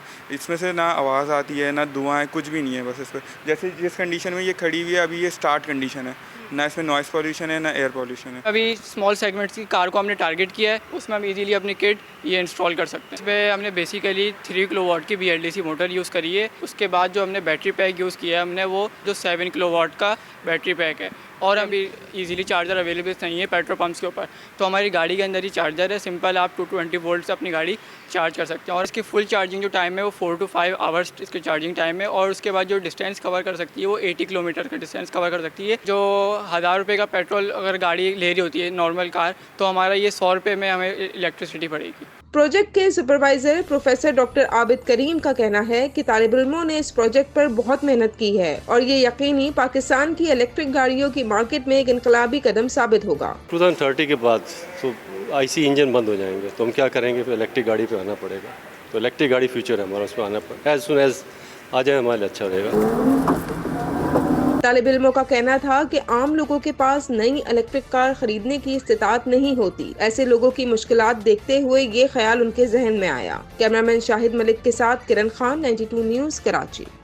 क्या बात है, जरा नम हो तो ये मट्टी बड़ी जरखेज है। वही वाला मामला है, बच्चों ने कमाल कर दिया। और आप जब कोई काम कर रहे हैं, अगर आपको उसका प्रैक्टिकल भी करने का मौका मिल रहा है तो आप सीख रहे होते हैं। वरना आमतौर पर हम जितनी भी अपनी डिग्रीज देखें उनके अंदर मामला ये होता है कि हम लोगों ने बहुत आला किस्म का CGPA लिया होता है, लेकिन जाते practical हैं हम इंडस्ट्री देखते में तो समझ ही नहीं लग रही होती कि ये होता कोई क्या है। होते हैं कि कोई सीख के ना या कोई काम करके या डिग्री हासिल करते हैं और वो दूसरी फील्ड में चले जाते हैं, हमें ये है जी इसमें इंटरेस्ट नहीं था या पसंद नहीं होता, बच्चे पे आपने ऐसे डिग्री ही क्यों है, की है? ऐसे ही है। और बहुत ज़्यादा ऐसे मसाइल हैं, तो इन मसाइल का एक हल निकलता हुआ हमें नज़र आ रहा है, वो है ई कॉमर्स। हम बहुत सारे फ्रीलांसिंग, अमेज़ॉन पे काम करना, मुख्तलिफ चीज़ें हैं कि जो बच्चे ऑनलाइन काम कर रहे हैं और घर से बैठे पैसा कमा रहे हैं। अच्छा, आज से 2-3 साल पहले तो ये फ्रॉड ही लगता था कि जब इस तरह की कोई वीडियो सामने आ जाती थी ना, कोई शख्स कहता था, मुझे लगता था कि भाई ये बस ऐसे ही है। अच्छा, वैसे कुछ लोग जो है उनसे कुछ एक दो के साथ हो भी गया स्टार्टिंग में, तो उसके बाद वो एक मफरूजा से ही बन गया कि भाई ऑनलाइन ही काम करना है, वो पैसे कोई नहीं मिलते, सिर्फ काम होता है, कोई ऐसे पैसे नहीं अच्छा, मिलते। आप भाई क्लिक किए जा रहे थे और पूरी पाकिस्तानी कौम बिल्कुल क्लिक्स के ऐसे ऊपर ही। लगी है। ये रमजान के महीने में उससे $1 बन जाएगा या 1 सेंट बन जाएगा, तो फिर सबने कहा नहीं ये फ्रॉड है। लेकिन अब हमें समझ आती जा रही है कि जो ई कॉमर्स का बिजनेस है, ऑनलाइन बिजनेसेस हैं, जो फ्रीलांसिंग है, पाकिस्तान में और दुनिया भर में अब ये तेजी से तरक्की कर रहा है। दुनिया भर में तो पहले ही बहुत ज्यादा था, पाकिस्तान में इसमें हम खास तरक्की तौर पे देख रहे हैं। कोविड के बाद हम देखें, कोविड की जो सूरत हाल थी तो उसमें फिर बहुत सारे जो हमारे हम देखें कि बहुत सारे लोग जो वो ई कॉमर्स की तरफ शिफ्ट हो गए और मुल्क में इस वक्त सैकड़ों कारोबारी जो है ना अफराद वो इस वक्त जो है ई कॉमर्स की सूरत में हम देखें तो नज़र आ रहे हैं। अगर हम मलबूसात से लेकर बरकी आलात की बात करें, उनकी फ़रोख्त जो है वो भी ऑनलाइन हो रही है, एक नेटवर्क पूरा बन गया ऑनलाइन, हर चीज़ जो है वो ऑनलाइन हो रही है। देखें, आपकी आवाज़ अच्छी है तो आप अपनी आवाज़ जो है वो बेच सकते हैं। आपकी क्रिएटिव राइटिंग अच्छी है, आप उसको बेच सकते हैं। तो ऑनलाइन बहुत ज़्यादा, आप जो भी अच्छा काम करते हैं, जो आपको लगता है कि मैं ये बेहतर काम करता हूँ, तो ऑनलाइन अब आप उसके हवाले से बड़े मुख्तलिफ प्लेटफॉर्म्स हैं। लेकिन ई कॉमर्स को अगर हम लेके आए इकरा, खासतौर पर जब ट्रेनिंग्स का मामला है, हमने पाकिस्तान में देखा कि ट्रेनिंग्स बहुत ज़्यादा शुरू हो गई और हर शख्स जो है वो खासतौर पे यूट्यूब पे हमने देखा कि वो सिखा रहा था। बच्चे कोर्स करते हैं, अब बच्चे शिकायत ये कर रहे हैं कि हम ट्रेनिंग्स की तरफ जा रहे होते हैं, ट्रेनिंग लेते भी हैं, लेकिन हम कमा नहीं पाते हैं। हाँ जी, फ्रीलांसिंग कहते हैं हम लोग करते हैं, ट्रेनिंग पूरी हम लोग ले लेते हैं, लेकिन हम अब कमा नहीं पाते हैं, हमें जॉब्स नहीं मिलती हैं उस तरह से, हम लोगों को इस तरह से मतलब नहीं होता, हम अर्न नहीं कर सकते हैं इतना। अब इसकी क्या वजूहत है वो जानना बहुत ज़्यादा ज़रूरी है। हमारे साथ मौजूद है एंटरप्रेन्योर हाफिज़ अहमद। अलैकुम, गुड मॉर्निंग। ये बताइए मसला क्या है? फ्रीलांसिंग जो है वो सीखते हैं, ट्रेनिंग लेते हैं, लेकिन फिर जॉब नहीं मिल रही होती है, उनको कोई अर्निंग इस तरह से नहीं आ रही थी, इसका हल क्या है?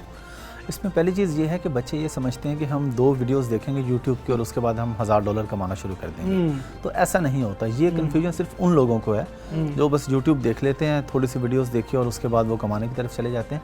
जिसके पास स्किल्स है ना, उसके पास जॉब्स की कमी नहीं है। ठीक है। जिस तरह आप लोग बात कर रहे थे कि वो क्लिक वाली, तो हमारी जो ज़्यादातर यूथ है वो इस सोच में रहती है कि हम कुछ सीखेंगे, उसके बाद बस क्लिक करते जाएंगे और रात में $100 अकाउंट में आ जाएगा।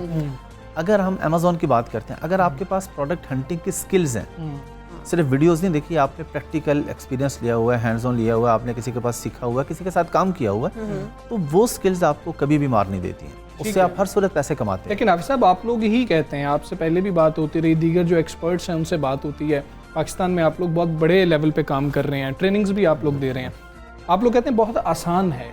जब आप लोग ये बताते हैं कि ये काम बहुत आसान है, तो बच्चे समझते हैं कि बहुत आसान है, 2 से 3 महीने में तो हमारी ट्रेनिंग कंप्लीट हो जाएगी, हम तो कमाना शुरू कर देंगे, ख्वाब इतने बड़े होते हैं। फिर आप कहते हैं कि नहीं, गलत तरीके से बच्चे सीख रहे होते हैं, तो इसमें ज़रा फ़र्क भी तो करें। नहीं, ये हकीकत है कि आसान है, मुश्किल तो नहीं है, लेकिन 3 महीने तो लगाए ना सीखने पे, 3 दिन में तो आप नहीं सीख सकते ना। अच्छा। हम लोग ये समझते हैं कि हम 15-20 दिन वीडियोस देखेंगे और एक्सपर्ट हो जाएंगे, ऐसा नहीं होता। आपको थोड़ा टाइम लगता है, उसके बाद फिर प्रैक्टिकल एक्सपीरियंस है। अगर स्किल्स आ गई, जैसे मैंने बात की, और हम सिर्फ अमेज़ॉन की बात नहीं कर रहे हैं यहाँ पे। देखें, बहुत पहले आप लोग फेसबुक यूज़ करते थे, हम सब फेसबुक यूज़ करते थे, उसके बाद इंस्टाग्राम आ गया, तो किसी ने इंस्टाग्राम सीखा कि हमने कैसे यूज़ करना है, क्योंकि उन्हें फेसबुक आता था। जब आप अमेज़ॉन सीख लेते तो ये सबसे बड़ी मार्केट है। ईबे का आपको खुद ही पता चल जाता है, वॉलमार्ट का खुद ही पता चल जाता है, दराज का पता चल जाता है। तो ये एक सबसे बड़ा प्लेटफॉर्म है। जब आप ये सीख लेते हैं तो जो छोटे छोटे प्लेटफॉर्म्स हैं वो ऑटोमेटिकली ट्रेनर कैसे चूज़ करे? अब एक बच्चा है जो ये काम करना चाहता है, एक बेरोज़गार शख्स है, एक खातून है, घर में है, वो ये काम करना चाहते हैं, जो कि आप लोग सब बताते हैं कि आप घर बैठे कमाई कर सकते हैं, तो उसको यानी कि एक अच्छा मेंटोर तो इसमें भी चाहिए, वो कैसे ढूंढा जाए? अच्छे मेंटोर के सबसे पहले आप ये देखें कि जिसके पास भी आप जा रहे हैं, आप देखें वो खुद क्या करता है। अगर वो सिर्फ आपको ट्रेनिंग्स दे के और अभी वो आपको ट्रेनिंग दे के कुछ पैसे कमा रहा है, उसका मतलब है कि वो ठीक नहीं है। उसका बैकग्राउंड देखें ना, उससे पूछें कि आप बताएं आपने माजी में क्या किया, आपने खुद फ्रीलांसिंग से कितने पैसे कमाए हैं। मैं अभी अब आप ये करें, लेकिन इससे पहले आपने 5-10 साल में क्या किया। अब जिस तरह हम लोग हैं, अल्हम्दुलिल्लाह मैं 10 साल से ये काम कर रहा हूँ, तो मेरे पास एक पूरा एक बैकग्राउंड है, 10 साल का मेरा एक्सपीरियंस है अमेज़ॉन, ईबे का, यूके से। कोई भी बंदा है, मैं सिर्फ अपनी बात नहीं कर रहा, मार्केट में किसी के पास भी जाएं, होता ये है कि बच्चे हमसे ट्रेनिंग लेते हैं, और वो 6 महीने के बाद खुद ट्रेनर बन जाते हैं। तो जब आप उन ट्रेनर से ट्रेनिंग लेंगे तो फिर ऑफ कोर्स आपको मुश्किलात तो पेश आएंगी। आपने कहा कि 3 दिन में नहीं सीखा जाता, 3 महीने का कम से कम टाइम देना चाहिए। आप नहीं समझते कि 3 महीने का टाइम भी जो अगर ले रहे हैं और वो नहीं कर पा रहे हैं तो फिर हमारा जो एजुकेशन का सिस्टम है हमें उसमें लेके आना चाहिए। पाकिस्तान का जो तालीमी ढांचा है उसमें हमें बच्चों को शुरू से ही जो है इसकी स्टडीज़ की तरफ लेके आना चाहिए। ये चीज़ तो बहुत ज़रूरी है और इस पर हम ऑलरेडी गवर्नमेंट के साथ भी काम कर रहे हैं कि किसी तरीके से सिलेबस में ये चीज़ें ऐड की जाए। स्कूल लेवल से बच्चे को पता हो कि उसने एंटरप्रेन्योर बनना है, उसने जॉब माइंडसेट से निकलेंगे। तो यहाँ पे एक मसला ये भी आता है कि लोग फ्रीलांसिंग सीख रहे हैं, अब साथ में वो जॉब भी कर रहे हैं फुल टाइम। अब वो कहते हैं कि हमारी फुल टाइम जॉब भी रहे और हम ये भी फुल टाइम काम कर लें, पांचों घी में हो। ये भी एक फुल टाइम काम है फ्रीलांसिंग। आप पार्ट टाइम से स्टार्ट कर सकते हैं, आप जॉब करें, आप 3-4 घंटे से स्टार्ट कर लें। अपवर्क है, फाइवर है, डिफरेंट फ्रीलांसिंग की इंटरनेशनल वेबसाइट्स हैं, वहाँ पे जाके आप सर्विसेज बेचें। मैं आपको यकीन से बता रहा हूँ कि अगर आपके पास स्किल्स हैं तो आपको जॉब्स मिलती हैं। अच्छा, ये थोड़ी सी स्किल्स क्या हैं, ये इसको थोड़ा सा डिफाइन कर लेते हैं, क्योंकि अच्छा ट्रेनर होना, ट्रेनर कैसा होना चाहिए। जैसे कि हम डॉक्टर के पास जाते हैं, हम कहते हैं कि जी पहले देख लें डॉक्टर साहब वाकई डॉक्टर हैं कि नहीं। खासतौर पे हम स्किन रिलेटेड इश्यूज़ की जब बात कर रहे होते हैं तो हम वो सर्टिफिकेशंस की बात कर रहे थे। इसमें कोई खास सर्टिफिकेशंस तो खैर नहीं है, लेकिन उनका पोर्टफोलियो बड़ा इंपॉर्टेंट होता है। अब ये स्किल्स क्या हैं और ये कौन लोग सीख सकते हैं? बाकी आप इस बात से मुत्तफिक हैं कि घर में बैठी हुई ये खातून जो 3 बच्चों के साथ काम भी कर रही है वो भी सीख सकती है, एक मैट्रिक पास बच्चा भी सीख सकता है? देखिए, इसके अंदर बस बुनियादी इंग्लिश आपको आनी चाहिए, बेसिक से। आपको बहुत अच्छी इंग्लिश की मैं बात नहीं कर रहा, बेसिक इंग्लिश आनी चाहिए। हर बंदा सीख सकता है घर बैठ के। और हमारे पास सैकड़ों एग्जांपल्स हैं हमारे प्लेटफॉर्म पे जो लोग कमा रहे हैं, ख़वातीन भी कमा रही हैं, मर्द भी कमा रहे हैं, छोटे छोटे बच्चे भी कमा रहे हैं। छोटे बच्चों से मुराद मेरी ये 16-17 साल के बच्चे भी कमा रहे हैं अब। तो स्किल्स की जो आपने बात की, क्या होनी चाहिए मेनली अगर हम जाते हैं तो सबसे पहली चीज़ आती है स्किल में कि आपने बेचना क्या है। हमारे यहाँ सबसे बड़ी गलती ये होती है, जो लोग बिजनेस में लॉस करते हैं ना, वो किसी एक्सपर्ट से मशवरा किए बगैर या प्रोडक्ट हंटिंग किए बगैर, अगर फ़र्ज़ करें वो ग्लास की उनकी अपनी मैन्युफैक्चरिंग है, वो कहते हैं हम ग्लास बेचेंगे। अच्छा। ऐसा नहीं करना चाहिए। आपको पहले पूरी मार्केट रिसर्च करनी चाहिए कि क्या ये ग्लास बिकेगा भी, इसको आज से पहले कितने लोग बेच रहे हैं, उनका प्रॉफिट मार्जिन कितना है। जी बिल्कुल। तो प्रोडक्ट हंटिंग है, फिर उसके बाद है सोर्सिंग। अच्छा, कई लोग ऐसे हैं कि जो पूरा काम नहीं सीखते या नहीं सीख पाते, वो किसी एक एरिया से पैसे कमा लेते हैं, स्पेशलाइजेशन करने। जैसे मैंने आपको भी सोर्सिंग की बात की है, किसी की कम्युनिकेशन स्किल्स अच्छी हैं, वो अलीबाबा पे सिर्फ सोर्सिंग के एक्सपर्ट हो जाते हैं। वो आपको आपकी प्रोडक्ट की टारगेट प्राइस या कोई अच्छी प्राइस लेके दे देते हैं, आप उस प्रोडक्ट को लेके बेचते हैं अमेजोन पे या ईबे पे। अभी वॉलमार्ट का बड़ा अच्छा ट्रेंड आ रहा है, वो मतलब अभी कोई उसका चांस तो नहीं है अमेजोन को कम्पीट करने का, लेकिन वो अपने आप को अमेजोन को, जी मार्केट खुलती जा रही है, वो अपने आप को समझता है कि अमेजोन के कंपटीशन में आ रहा है, तो अब हम उस पर भी जा रहे हैं। तो जब आप एक चीज़ सीख लेते हैं तो सारी चीज़ें ही आ जाती हैं। फिर इसी तरह बिल्कुल अगर एक आम शख्स है, उसने ऑनलाइन बिजनेस स्टार्ट करना है, उसके पास कुछ होना चाहिए पहले, मतलब उसके बैंक में भी कुछ होना चाहिए, या फिर वो मतलब ऐसे ही वो अभी हंटिंग करे और मतलब काम शुरू कर से ऐसे हो सकता है? जी बिल्कुल, 2 तरह के लोग होते हैं। एक तो वो हैं जिनके पास पैसे हैं और वो कोई लॉन्च करना चाह रहे हैं, एक वो हैं जिनके पास कुछ भी नहीं है। हम ज्यादा फोकस ही उन पे करते हैं जिनके पास कुछ भी नहीं है। ज्यादा लोग ऐसे ही सुन रहे हैं हमें, क्योंकि जिनके पास पैसे हैं उनके पास तो 1000 ऑप्शंस हैं, लेकिन जिसके पास बिल्कुल कुछ नहीं, उसके पास क्या ऑप्शन है? उसके पास ऑप्शन है वो स्किल सीखे और स्किल सेट को बेच के पैसे बनाए। और एक बड़ा मशहूर ये बात है, आपने पहले सुनी होगी कि अगर आप बगैर पैसों के पैसे नहीं कमा सकते तो आप पैसों के साथ भी पैसे नहीं कमा सकते। यानी कि इसको हम थोड़ा सा आसान करें, अगर हाफिज साहब बोलें, आप ये कह रहे हैं कि अगर इकरा के पास पैसे हैं और मेरे पास पैसे नहीं हैं, तो मुझे वो स्किल सीखने हैं कि इकरा के पास जो पैसे हैं वो और मैं मिलके कारोबार कर सकें, और मैं सर्विसेज दूं और इकरा की जो है वो सरमाया इकरा का हो। तो जो छोटे बच्चे हैं या जिनके पास सरमाया नहीं है, उनके लिए ये मॉडल बेहतरीन है। लेकिन आप लोगों को पैसे जो मिलते हैं वो डॉलर्स में मिलते हैं, हमें ये पता है। 3 महीने की जी ट्रेनिंग कर ली, बेहतरीन मेंटोर मिल गया हमें, उससे ट्रेनिंग कर ली। कितने पैसे बच्चा कमा लेता है कि बच्चा सोचे तो सही कि यहाँ से हमें कुछ पैसे मिलेंगे, हम रेडी क्यों ना लगा लें, हम रिक्शा क्यों ना चला लें। बिल्कुल, ऑन एन एवरेज अगर हम बात करें तो एक आम पाकिस्तानी अगर फुल टाइम ये काम करता है, फुल टाइम से मुराद है जितना टाइम वो जॉब को देता है, 7 से 8-10 घंटे, तो 500 से $1000 एवरेज वो आराम से कमा सकता है। 500 से $1000 अगर $1000 को करें तो आज के मुताबिक पाकिस्तान का 1,70,000 रुपए, और 500 को जरा आप कर लें, उसको आधा कर लेते हैं, 85 तक बनता है। और ये मैं एवरेज की बात कर रहा हूँ, जो ज़्यादा मेहनत करते हैं, ग्रुप्स बना लेते हैं, छोटे छोटे एजेंसीज बना लेते हैं, ज़्यादा उन्हें काम मिल जाता है, वो इससे ज़्यादा भी कमा लेते हैं। कितने घंटे काम करना पड़ता है? काम इसके अंदर फिक्स नहीं होता है। अच्छा। अब देखें, अपवर्क पे आपको जॉब मिली कि आपने प्रोडक्ट हंटिंग करनी है, आपने उससे 15 दिन का टाइम ले लिया। अब आप 5 दिन में कर लें, 15 दिन में कर लें, 5 दिन ऊपर भी हो सकते हैं, ये आपके ऊपर डिपेंड करता है डेली का कितना टाइम दे रहे हैं। तो इसके अंदर जो सबसे बड़ी फ्रीडम, एक तो लोकेशन फ्रीडम होती है आपके पास, बिल्कुल ठीक है। दूसरी आपके पास टाइम की भी फ्रीडम होती है। जॉब में 9 to 5 है तो 9 to 5 ही है। यहाँ पे कभी आप 12 बजे भी शुरू कर लें, कभी रात को 2 घंटे काम कर आप लें। बैठे हैं तो आप अपना काम लैपटॉप खोल रहे अच्छा, हैं। आखिर में ये लैपटॉप वाली बात ही मैं करना चाह रहा था कि लैपटॉप है, अब मुझे इसमें विंडो भी इंस्टॉल करनी नहीं आती, मैं इतना हाईटेक नहीं हूँ कि मैं कोई और काम इस पर कर सकूँ, लेकिन ये काम सारा लैपटॉप का या डेस्कटॉप का कंप्यूटर से रिलेटेड है, तो इसकी कितनी समझ होनी चाहिए? कई लोग तो इसलिए नहीं आते कि भाई हमें कंप्यूटर की समझ नहीं आती। इसकी एक एग्जांपल तो मैं आपके सामने बैठा हूँ, मुझे अभी विंडो करनी नहीं आती, मुझे PDF फाइल क्रिएट करनी नहीं आती कि ये PDF फाइल्स कैसे चेंज होती हैं। लेकिन आपको ई-कॉमर्स आता है। ई-कॉमर्स आता है क्योंकि वो स्किल अमेज़ॉन अल्हम्दुलिल्लाह मैंने सीखा वो। तो इसके लिए ये देखें, ये चीज़ है आपके कभी कभी काम की, मैंने क्यों नहीं सीखी, मैं सीख सकता हूँ, लेकिन मैं इसलिए नहीं सीख रहा कि विंडो आपकी डेली तो नहीं उड़ती, तो 6 महीने बाद जाएगी तो आप उसको आउटसोर्स कर लें, लेकिन जो काम आपने डेली करना आपको वो सीखना चाहिए। हम अपनी स्किल में भी यही बात करते हैं, जो काम आपको रोजाना करना है वो सीखें, जो कभी कभी करना है वो अपना। ठीक है हाफिज अहमद साहब, बहुत शुक्रिया आपका, आप पाकिस्तान का हिस्सा बने। और वो जो नौजवान कुछ शिकायत कर रहे थे कि हम सीखते हैं लेकिन यूट्यूब से सीखते हैं और फिर हम कमा नहीं पाते हैं, तो एक अच्छा मेंटोर किसी भी काम के लिए होना बहुत ज़्यादा ज़रूरी है, ये हम सब अंडरस्टैंड करते हैं। तो एक अच्छा मेंटोर, एक अच्छा ट्रेनर जो है आपको देखना होगा, वो आपको कुछ बुनियादी चीज़ें सिखाएंगे। जो है ना, आपने अगर सीखना है तो वो अच्छा सीखें, तभी आपको अच्छा जो है 500 से 1000 डॉलर अगर बेसिक बच्चा कमा लेता है तो ये बहुत बड़ी एक इनकम है और पाकिस्तान को बड़ा फ़ायदा हो जाता है, क्योंकि इसमें डॉलर्स पाकिस्तान आ रहे होते हैं। हम एक ब्रेक लेंगे, ब्रेक के बाद वापस आएंगे। Stay with us.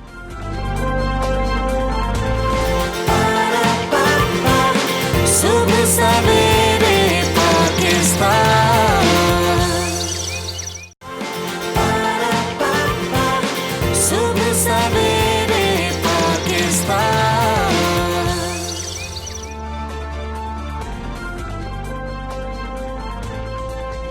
Welcome back to सुबह सवेरे पाकिस्तान। और नाज़रीन, सोशल मीडिया की बात करेंगे। सोशल मीडिया ने दुनिया में फैले हुए फासलों को समेटकर लोगों को एक इकाई में तब्दील किया, एक अच्छी बात है।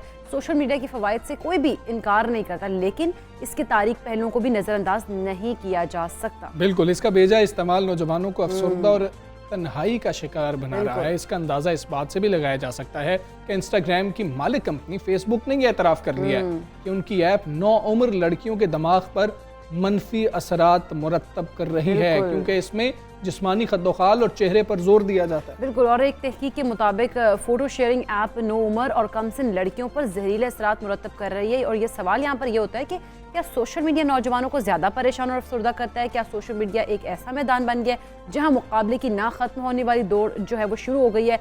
माहिरीन का ख्याल है कि सोशल मीडिया के अंदर जो है वो नौजवानों को, मतलब जब वो बहुत ज़्यादा इस्तेमाल करते हैं तो उनको बहुत ज़्यादा जहनी सेहत जो उनकी वो मुतासर होती है, उनको इफ़ेक्ट करती है। बहुत ज़्यादा वक्त दे रहे होते हैं नौजवानों में, जो है जहनी परेशानियां हैं उसमें मुब्तला हो रहे होते हैं। ख़ास तौर पे अगर हम देखें, ये तो चलें फेसबुक ने बात की, उसको हम ले लेते हैं, लेकिन दूसरी कई चीज़ें हैं। इकरा देखें, आप अच्छे भले शादीशुदा जोड़े जो खुश होते हैं, वो जो इंस्टाग्राम पे, फेसबुक पे, सोशल मीडिया पर दूसरे जोड़ों को देखते हैं कि जी के वो मतलब अब किस तरीके के अब हैशटैग्स इस्तेमाल किए जा रहे होते हैं, तो वो दूसरे घर में वैसी लड़ाई शुरू हो जाती है कि वो लोग तो इतने खुश हैं, उसका हस्बैंड तो इतना अच्छा, उसकी बीवी तो इतनी अच्छी है, तुम पता नहीं कैसे, और ये मसाइल भी जन्म ले रहे हैं। इस किस्म के मसाइल बहुत ज़्यादा पैदा हो रहे हैं। तो हर हम इन मसाइल का हल क्या है, हम वो आज जानने की कोशिश करेंगे। हमारे साथ मौजूद है मारूफ माहिर नफ्सियात डॉक्टर हुमा असलम। अस्सलाम वालेकुम, गुड मॉर्निंग डॉक्टर हुमा। बताइएगा इन मसाइल का हल क्या है? पहले तो हम इस तरफ आते हैं कि अब देखिए फ़ोटो शेयरिंग ऐप जो इंस्टाग्राम है, अब फेसबुक ने खुद ये इतराफ़ भी किया, ये बड़ी बात है कि उन्होंने इतराफ़ किया कि इससे लड़कियों की जो जहनी और ख़ास तौर पर लड़कियों को हाईलाइट किया है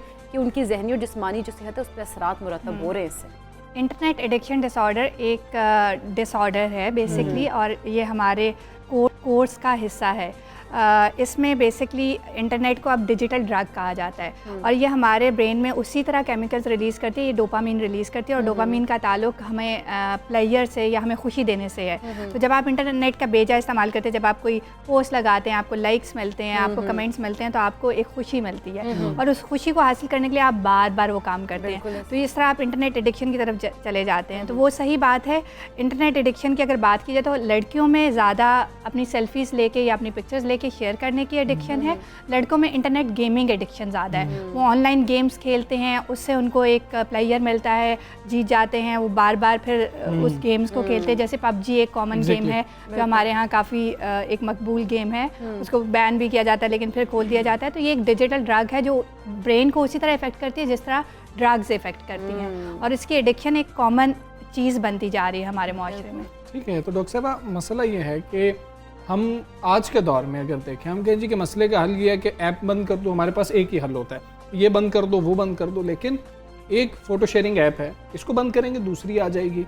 अब प्रॉब्लम कहाँ पर है, बुनियादी प्रॉब्लम कहाँ पर है? घरों का माहौल ठीक नहीं है, आपस में कम्युनिकेशन नहीं है, माँ बाप का चेक नहीं है, असल मसला क्या है? बुनियादी प्रॉब्लम बचपन से स्टार्ट होता है। देखिए 6 महीने से पहले तो आपने बच्चे को फ़ोन इंट्रोड्यूस ही नहीं कराना। उसकी डेवलपिंग स्टेज है, स्पीच डिलेज के मसले हैं, हम देख रहे हैं कि बच्चों में बिहेवियरल इश्यूज बहुत आ रहे हैं, ऑटिज्म और ADHD कॉमन होता जा रहा है। 6 महीने से पहले it is Contra indicated, phone नहीं देना बच्चे को। अब 6 महीने के बच्चे को तो नहीं पता होता कि फ़ोन कोई चीज़ है, पेरेंट्स देते हैं तो उसे पता चलता है। 6 महीने से 2 साल तक फ़ोन का बहुत लिमिटेड यूज़ होना चाहिए, वो असिस्टेड यूज़ होना चाहिए। जैसे अगर फेस टाइम पे या स्काइप पे किसी फैमिली मेम्बर से बात करनी है वो हो सकता है, या पेरेंट्स के साथ, मतलब वो इंडिपेंडेंट फ़ोन दे के आपने उसको कहीं जाना नहीं है। और उसके बाद जो 3 से 5 साल की उम्र है उसमें सिर्फ 1 घंटे से ज़्यादा फ़ोन का इस्तेमाल नहीं होना चाहिए, और वो भी पेरेंट्स को पता हो कि वो बच्चा क्या देख रहा है। अब 5 साल तक तो बच्चे को आप कम्प्लीटली कंट्रोल कर सकते हैं ना। अगर 5 साल के बच्चे को आप इंडिपेंडेंट फ़ोन दे देते हैं और उसके बाद वो देखना शुरू हो जाता है, जब वो 15-20 साल का हो जाता है तब आप उसको कंट्रोल नहीं कर सकते। तो कंट्रोल कहाँ से स्टार्ट करना है? उसके अर्ली चाइल्डहुड से। उसको उस टाइम ही फ़ोन लिमिट करना है। आप उसको डिफरेंट एक्टिविटीज़ में एंगेज करें। एक छोटे से बच्चे को, 4-5 साल के बच्चे को आप अपने साथ बहुत अच्छे से एंगेज कर सकते हैं। अगर आप वर्किंग वुमेन नहीं हैं, हाउस वाइफ हैं, आप घर पे हैं, तो आप उसको जो भी काम करें, कुकिंग कर रहे हैं, उसको साथ खड़ा कर लें, उससे बातचीत करते रहें उस दौरान। आप कपड़े धो रहे हैं, उससे थोड़ा हेल्प ले लें कि बेटा कपड़े ला के इधर रख दो, ये कर दो। आप कोई गेम खेलें, उसके साथ लूडो खेल लें, ओनो खेलें, बाहर कोई गेम खेल लें। एक्सरसाइज का टाइम रखें आप। एक्सरसाइज के लिए ज़रूरी नहीं है आपने बाहर जाना है, आप यूट्यूब पे एक्सरसाइज लगाएं और आप उसके साथ करें। बच्चे के साथ बच्चे को एंगेज करना पड़ता है। जब तक आप बच्चे को उसकी रिप्लेसमेंट में कोई एक्टिविटीज़ नहीं देंगे, तो यही एक ये तो वो बच्चे हैं जिन बच्चों की हम बात कर रहे हैं, ख़ास तौर पे ये जो जनरेशन 90s की एंड की है, वही उसी की ख़ास तौर पे बात हो रही है। उस वक्त इतनी सहूलतें नहीं थी जब वो बच्चे थे, जब वो 3 से 5 साल की उम्र के अंदर थे, तो ऐसे मामलात तब नहीं थे, तब तो इतनी टेक्नोलॉजी नहीं थी। ये तो हमने बूम देखा पिछले 10-12 साल के अंदर। तो क्या हुआ? अचानक से टेक्नोलॉजी आई, अचानक से बैड यूज़ ऑफ टेक्नोलॉजी शुरू हो गया। हम इसको ठीक तरीके से अडॉप्ट नहीं कर सके, या हमें टेक्नोलॉजी के इस्तेमाल की भी क्लासेस लेनी पड़ेंगी, अब उसको भी सीखना पड़ेगा। उसमें बस उसको इस्तेमाल को हमें डेफिनेटली लिमिट करना होगा। पहले तो हमें पता होना चाहिए कि इंटरनेट एडिक्शन है क्या।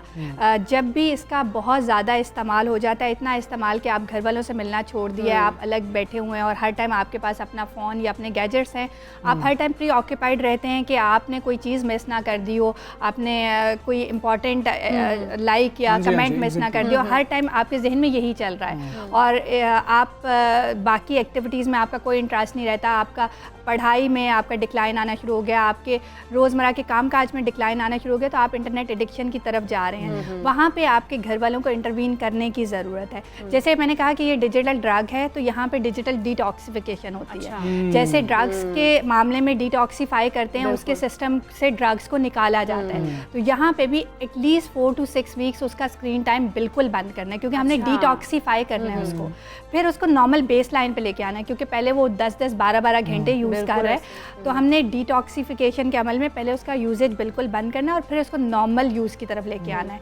अब इसके जो इफ़ेक्ट्स हैं वो थोड़ा सा देख लेते हैं। इसके 2 तरह के इफ़ेक्ट्स होते हैं, एक इसके फिजिकल इफ़ेक्ट्स होते हैं, एक इसके साइकोलॉजिकल इफ़ेक्ट्स। क्योंकि इसमें नज़र का बहुत ज़्यादा इस्तेमाल है, तो विजन प्रॉब्लम्स बहुत ज़्यादा आ रहे हैं बच्चों में, टीनेजर्स में, उनको ग्लासेस लग रही हैं बहुत अर्ली एजेस में।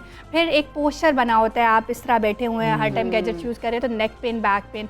फिर जब फिजिकल एक्टिविटी लिमिट हुई है तो ओबेसिटी के मसाइल, बच्चों में मोटापा आना शुरू हो गया है, और ओबेसिटी की वजह से इन्हीं बच्चों में जब ये थोड़े से बड़े होते हैं तो ब्लड प्रेशर या डायबिटीज़ के मसाइल आना शुरू हो गए। और आजकल हम देख रहे हैं कि हार्ट अटैक बहुत अर्ली एजेस में होना शुरू हो गया, तो ये सब ओबेसिटी से लिंक करता है। फिर साइबर बुलिंग एक चीज़ है, जब आप ऑनलाइन होते हैं और बहुत सारी साइट्स होते हैं, आपका डाटा कहीं भी जा सकता है, आपकी पिक्चर्स कहीं भी जा सकती हैं, वो किसी तरह भी मिसयूज़ हो सकती हैं और उससे आपको किसी तरह भी ब्लैकमेल किया जा सकता है। अच्छा डॉक्टर साहब, जिस तरह अपने टीनेजर्स का बताया ना कि उनको हम इस तरह से कंट्रोल भी कर सकते हैं कि उनसे हम 10 से 12 मतलब दिन हम लोग उनको बंद कर दें इस्तेमाल ही, लेकिन अगर हम बड़ों की बात करें तो बड़े भी अब ऐसे ही कर रहे हैं। हम लोग देखिए जो जॉब पर जा रहे हैं, हम लोगों को जिस तरह के हम कह रहे हैं कि एज फेलोज जो हैं वो लोग ऐसे फ़ोन यूज़ कर रहे होते हैं, उनको मना करें तो आगे से वो तो मतलब आगे गुस्सा भी करते हैं। तो उन लोगों को किस तरह से इस आदत को कम किया जा सकता है? उसमें पहले हमें रियलाइज़ करना चाहिए कि इसके इफ़ेक्ट्स क्या हैं। साइकोलॉजिकल इफ़ेक्ट्स की अगर इसकी बात की जाए तो ये हमारी प्रॉब्लम सॉल्विंग को, हमारी क्रिएटिव थिंकिंग को इफ़ेक्ट करती है, हमारी कॉन्सेंट्रेशन और अटेंशन स्पैन सिग्निफिकेंट कम करती है, भूलने के मसाइल पैदा हो रहे हैं, फॉरगेटफुलनेस बहुत कॉमन होती जा रही है। फिर इसमें एंग्जाइटी एक डायरेक्टली लिंक करता है, मूड स्विंग्स, एग्रेशन इससे डायरेक्टली लिंक करते हैं, डिप्रेशन के मसाइल बढ़ रहे हैं, इवन सुसाइड के मसाइल तक बात पहुंच जाती है अगर इसका एक्सेसिव यूज़ किया जाए। तो ये चीज़ें जहन में होनी चाहिए, क्योंकि बड़ों को बेसिकली हम, बच्चों को तो हम ठीक है डॉक्टर साहब, आखिर में हम आपसे ये जानना चाहेंगे कि अब ये सारे मसाइल हमारे सामने हैं और हमें एहसास कमतरी होना, हमने एक बात की थी कि बड़े खुश जोड़े होते हैं, उनके मसाइल पैदा हो रहे हैं, ये कितने केसेस आपके पास आ रहे हैं, फिर इनको आप एड्रेस कैसे करें? क्योंकि कई लोग ऐसे हैं कि जो दूसरों की लाइफ देखकर उसको मतलब कि आइडियलाइज कर रहे होते हैं कि इसकी तो जिंदगी बहुत अच्छी है, तो हमारी तो जिंदगी अच्छी नहीं है, शायद आपकी जिंदगी उससे बहुत ज्यादा अच्छी हो, लेकिन वो कैमरे के पीछे हो। और फिर उनके घरों में मसाइल भी इससे पैदा हो रहे हैं। ये बहुत इंपॉर्टेंट पॉइंट है और इसकी वजह से बहुत ज़्यादा स्ट्रेस बढ़ रहा है, क्योंकि हमारे यहाँ हैप्पीनेस ओवरऑल कम होती जा रही है और फ्रस्ट्रेशन बढ़ती जा रही है। और इसकी बहुत बड़ी वजह हमारा सोशल मीडिया है, क्योंकि हर कोई अपना एक अच्छा पार्ट दिखाता है, वेकेशंस पे गए हुए हैं, बाहर गए हुए हैं, बहुत अच्छा फैमिली टाइम चल रहा है, होटलिंग हो रही है। अब वो ये नहीं दिखाते कि उसके पीछे क्या चल रहा है। तो आप जो चीज़ देखते हैं उससे कंपेयर करना शुरू कर देते हैं और लड़ाई झगड़े सिग्निफिकेंट बढ़ रहे हैं, क्योंकि किसी फैमिली का किसी दूसरे फैमिली सर्कमस्टांसेस से कंपैरिजन नहीं हो सकता, क्योंकि हर चीज़ें डिफरेंट होती हैं, फाइनेंशियल इम्पैक्ट्स डिफरेंट होते हैं, बहुत सारी चीज़ें देखनी पड़ती हैं। तो हमारे यहाँ अब जो हैप्पीनेस ओवरऑल कम होती जा रही है और फ्रस्ट्रेशन बढ़ती जा रही है, उसमें सोशल मीडिया का सिग्निफिकेंट रोल है। तो इसमें हम यही करते हैं कि सोशल मीडिया का इस्तेमाल कम करवाते हैं, उनको ये बताया जाता है कि जो चीज़ें नज़र आती हैं असल में ऐसी नहीं है, उनकी ज़िंदगी में भी बेशुमार मसाइल हैं, मसाइल और चैलेंजेस का हर एक को सामना रहता है। अब अगर कोई बंदा अपना अच्छा पार्ट दिखाता है, इट डजेंट मीन कि उसकी ज़िंदगी परफेक्ट चल रही है, तो परफेक्ट तो किसी की ज़िंदगी भी यहाँ पे नहीं है। तो आप अपनी लाइफ के सर्कमस्टांसेस के मुताबिक देखें कि आपने वहाँ से कैसे हैप्पीनेस ढूंढनी, instead of comparing yourself with someone else, और वहाँ से उनकी खुशियों को देखें कि वो इस तरह खुश हैं तो मैं भी ऐसे ही खुश रहूँगा। तस्वीरों के साथ साथ ना ये जिंदगियों पर भी फिल्टर लगाए होते हैं और सिर्फ अच्छी चीज़ें वहाँ पर दिखाई जा रही होती हैं, जैसे अच्छी तस्वीर दिखाई जा रही होती है ना, फिल्टर के बाद बिल्कुल बदल जाती हैं, तो बुरी साइड नहीं नज़र आ रही होती। हो सकता है कि आपकी ज़िंदगी, वो नज़र जिनकी आपको ज़िंदगी आ रही है उनसे बहुत बेहतर हो। डॉक्टर साहब आप बहुत शुक्रिया आपका, सब सवेरे पाकिस्तान आप हिस्सा बनी, ये मसाइल जन्म ले रहे हैं और इनको अब एड्रेस भी नए तरीके से करना है, क्योंकि ये नए मसाइल हैं, पहले उतनी टेक्नोलॉजी नहीं थी। ऐसी हमसा, और एड्रेस करना बहुत ज़्यादा ज़रूरी है। लोग मानते नहीं है, जब वो इन चीज़ों को कर भी रहे होते हैं अपनी ज़िंदगी पे, उनको देखें लाइफस्टाइल का हिस्सा बना भी रहे होते हैं, लेकिन वो मान नहीं रहे होते। हम आज तक डिप्रेशन को बीमारी नहीं मानते हैं, तो ये डिजिटल ड्रग की जो एक इस्तेलाह इस्तेमाल की है डॉक्टर साहिबा ने, ये बड़ी अहम है। हमें इसको अंडरस्टैंड करना होगा कि हम एडिक्ट हो चुके हैं, अब हमें किसी इलाज की वाकईतन ज़रूरत है। पहला इलाज तो यही है, अपनी फैमिली को टाइम दें, इसको ज़रा साइड पे रखें, अपनी लाइफ में खुश रहने की अपनी लाइफ में खुश रहें, वो फिल्टर वाली लाइफ को ना देखें। बिल्कुल ऐसे ही है। हमजा बात करेंगे फिल्म साजी की दुनिया में कदम रखने वाली जमामा गोल्डस्मिथ की। उन्होंने अपने नए प्रोजेक्ट की शूटिंग के लिए बरतानिया में पाकिस्तानी रिक्शे तलाश करने शुरू कर दिए हैं। ये देखें आप, वज़ीर आज़म पाकिस्तान के साबिक अहली हैं, उन्होंने अपने आबाई मुल्क में रिक्शा ढूंढने के लिए समाजी राब्तों की वेबसाइट का जो है सहारा लिया है। और जमाइमा ने अपनी ट्वीट में बरतानिया में मुकीम पाकिस्तानियों के लिए खास तौर पर लिखा है कि हम आइंदा हफ्ते जुमेरात और जुमे को अक्सबंदी के लिए लंदन में एक पाकिस्तानी स्टाइल रिक्शे की तलाश में है। क्या कोई ऐसे शख्स को जानता है जिसके पास ऐसा रिक्शा हो? अब एक हफ्ते में तो नहीं पहुंचेगा बिल्कुल ऐसे, लेकिन जमाइमा की इस ट्वीट पर हस्बे मामूल पाकिस्तानियों की जानिब से भरपूर रद्द-ए-अमल भी आई है। कोई और तबसरे कोई मजाक में भी ले रहे हैं इन चीज़ों को, और कोई सीरियस भी इनके वो मशवरे भी दे रहे हैं कि इसी तरह से जा सकते हैं। लेकिन आप देखिए पाकिस्तानी रिक्शों की, और हम ट्रक कार्ड की बात करते थे, अब रिक्शों की भी मांग बढ़ गई है, आप देख सकते हैं। बिल्कुल बिल्कुल, आप देखेंगे बड़ी इसमें जो है ये बड़ी अहम सवारी है पाकिस्तान के अंदर, आज भी बड़ी सवारी है। तो चले उसके अंदर पाकिस्तानी रिक्शों को दिखाया जाएगा, पाकिस्तानी रिक्शों की मांग में भी शायद इजाफा हो जाएगा। हो सकता है उनके रेट भी बढ़ जाए। अब ये देखना ये होगा कि क्या कोई रिक्शा मिलता है हमें लंदन की सड़कों पर पाकिस्तानी, या फिर नहीं मिलता है। इसका हम सब जो है अब इंतजार करेंगे। एक और इंतजार हम लोग कर रहे थे और वो इंतजार की घड़ियां खत्म होने वाली हैं। और क्रिकेट के जो लवर्स हैं उनके लिए अच्छी खबर यह है कि आज रावलपिंडी क्रिकेट स्टेडियम में पाकिस्तान और न्यूजीलैंड के दरमियान पहला वनडे मैच खेला जाएगा। बिल्कुल ऐसे ही। और पाकिस्तान और न्यूजीलैंड की टीम्स जो हैं वो आज पहले वनडे मैच में मद्दे मुकाबिल होंगी। डे एंड नाइट मैचेस दोपहर 2:30 बजे पिंडी क्रिकेट स्टेडियम में खेला जाएगा। और इसी सारी सूरत हाल पर बात कर लेते हैं। हमारे साथ सीनियर स्पोर्ट्स एनालिस्ट माजिद भट्टी साहब मौजूद हैं। भट्टी साहब अस्सलाम वालेकुम, गुड मॉर्निंग सर। सर आज मैच शुरू हो जाएगा, सबसे पहले बात कर लेते हैं हमारी स्ट्रेटेजी की। न्यूजीलैंड के कैप्टन कहते हैं कि जो फास्ट बॉलिंग है उसका बड़ा खासा रोल होगा। पाकिस्तानी कप्तान कहते हैं कि हम 3 स्पिनर्स के साथ जाएंगे। कौन सिचुएशन को ठीक रीड नहीं कर पा रहा?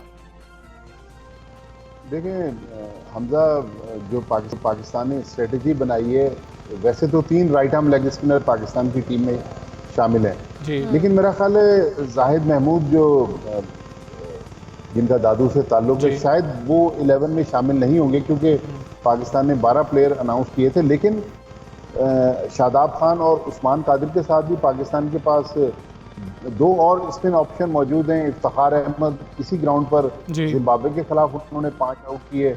उसके अलावा सऊद शकील भी बॉलिंग करा लेते हैं, फ़खर जमान भी बॉलिंग कर लेते हैं। लेकिन मेरे ख्याल पाकिस्तान की जो स्ट्रेंथ है वो स्पिन बॉलिंग है और न्यूजीलैंड को पाकिस्तान ने घेरना है, किसी तरीके से इस मैच में आउट क्लास करना है, तो पाकिस्तान अपनी स्पिन बॉलिंग से कर सकता है। लेकिन अगेन जो असल हमारा मसला रहा है पिछले कई महीनों में, हमारी बैटिंग है। अगर बॉलर किसी भी स्कोर तक महदूद रखते हैं तो उस स्कोर को फिर चेस करना या अच्छा टारगेट देना, ये पाकिस्तानी बैटिंग का भी यहाँ पर इम्तिहान होगा। बिल्कुल ऐसे। अच्छा माजिद भट्टी साहब, अगर हम इन सीरीज़ की बात कर लें, अब तकरीबन 18 साल बाद न्यूजीलैंड की टीम पाकिस्तान आई है, पाकिस्तान की सरजमीन पर खेलेगी। आप समझते हैं कि ये सीरीज़ पाकिस्तान क्रिकेट टीम के लिए, खासतौर पर अगर क्रिकेट बोर्ड की बात करें, टीम की बात करें, और मुल्क के मुस्तकबिल की क्रिकेट के लिए बहुत ज़्यादा फ़ायदेमंद साबित होगी? देखिए बहुत बड़ी बात है। मैं तो इस वक्त पिंडी स्टेडियम में मौजूद हूँ, बल्कि वहीं से आपको रिपोर्ट कर रहा हूँ। यहाँ पर धूप भी निकली हुई है, तैयारियाँ तकरीबन मुकम्मल हैं।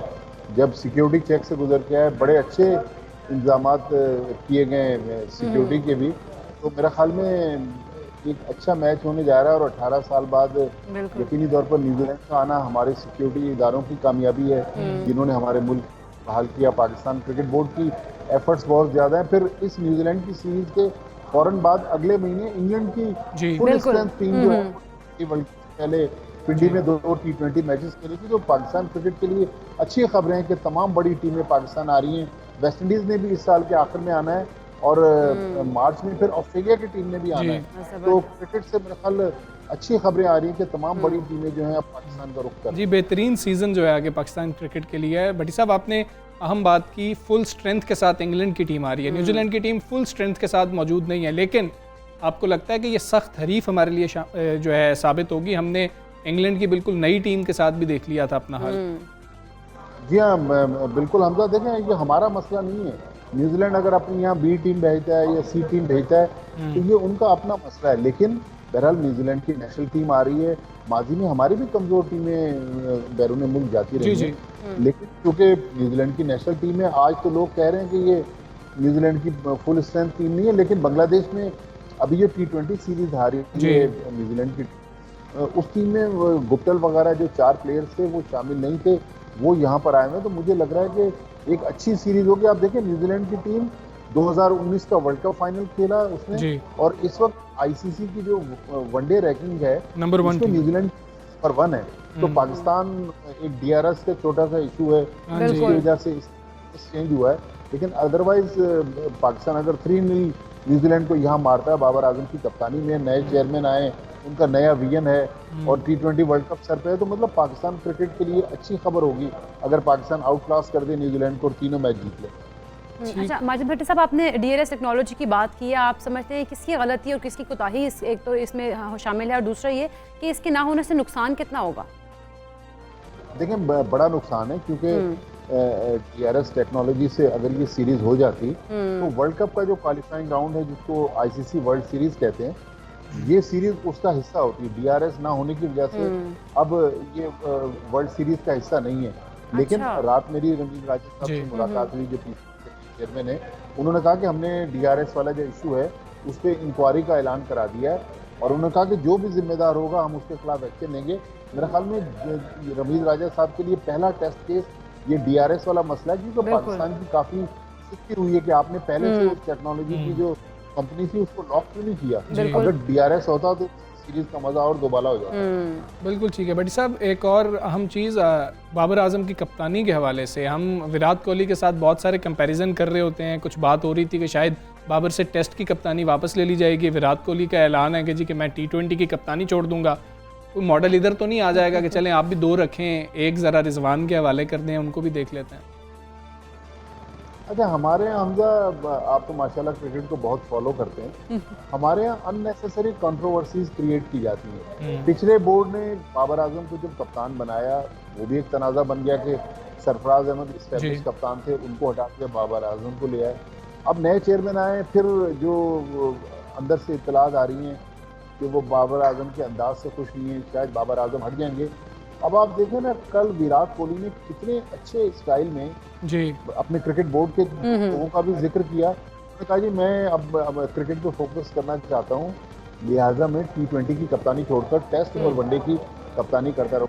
असल में हमें भी दूसरे मुल्क से सबक सीखना चाहिए, बेहतर अंदाज में, ऑर्गेनाइज अंदाज में अपने सिस्टम को सीखना चाहिए। पाकिस्तान क्रिकेट बोर्ड की जो गवर्नेंस का इशू है, ये भी मेरे ख्याल रमीज राजा साहब के लिए चैलेंज है कि जितनी जल्दी वो इन मामला पालें तो पाकिस्तान क्रिकेट के जो हेडक्वार्टर है उससे हमें अच्छी खबरें तो मिलती हैं, लेकिन बाज़ औक़ात जो बदइंतज़ामी की खबरें मिलती हैं उससे काफ़ी मुल्क का भी नाम खराब होता है। तो मेरे ख्याल में बदइंतज़ामी का है तो अक्रॉस द बोर्ड एक्शन लेना चाहिए, ये नहीं कि जिसकी पतली गर्दन है उसमें हाथ डाल दिया। बिल्कुल ऐसे। अच्छा माजिद भट्टी साहब, आप बताइएगा आज आपके ख्याल में रावलपिंडी के जो विकेट है वो कैसा हमें खेल उससे हमें देखने को मिलेगा, और सेकेंडली जो टीम है वो किस कम्बिनेशन के साथ जाने चाहिए ग्राउंड में?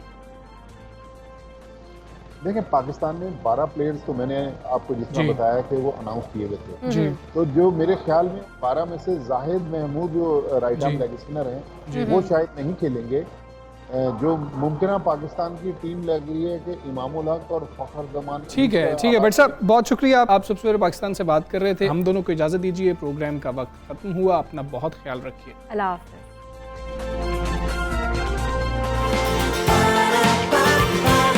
सुबह सवेरे पाकिस्तान।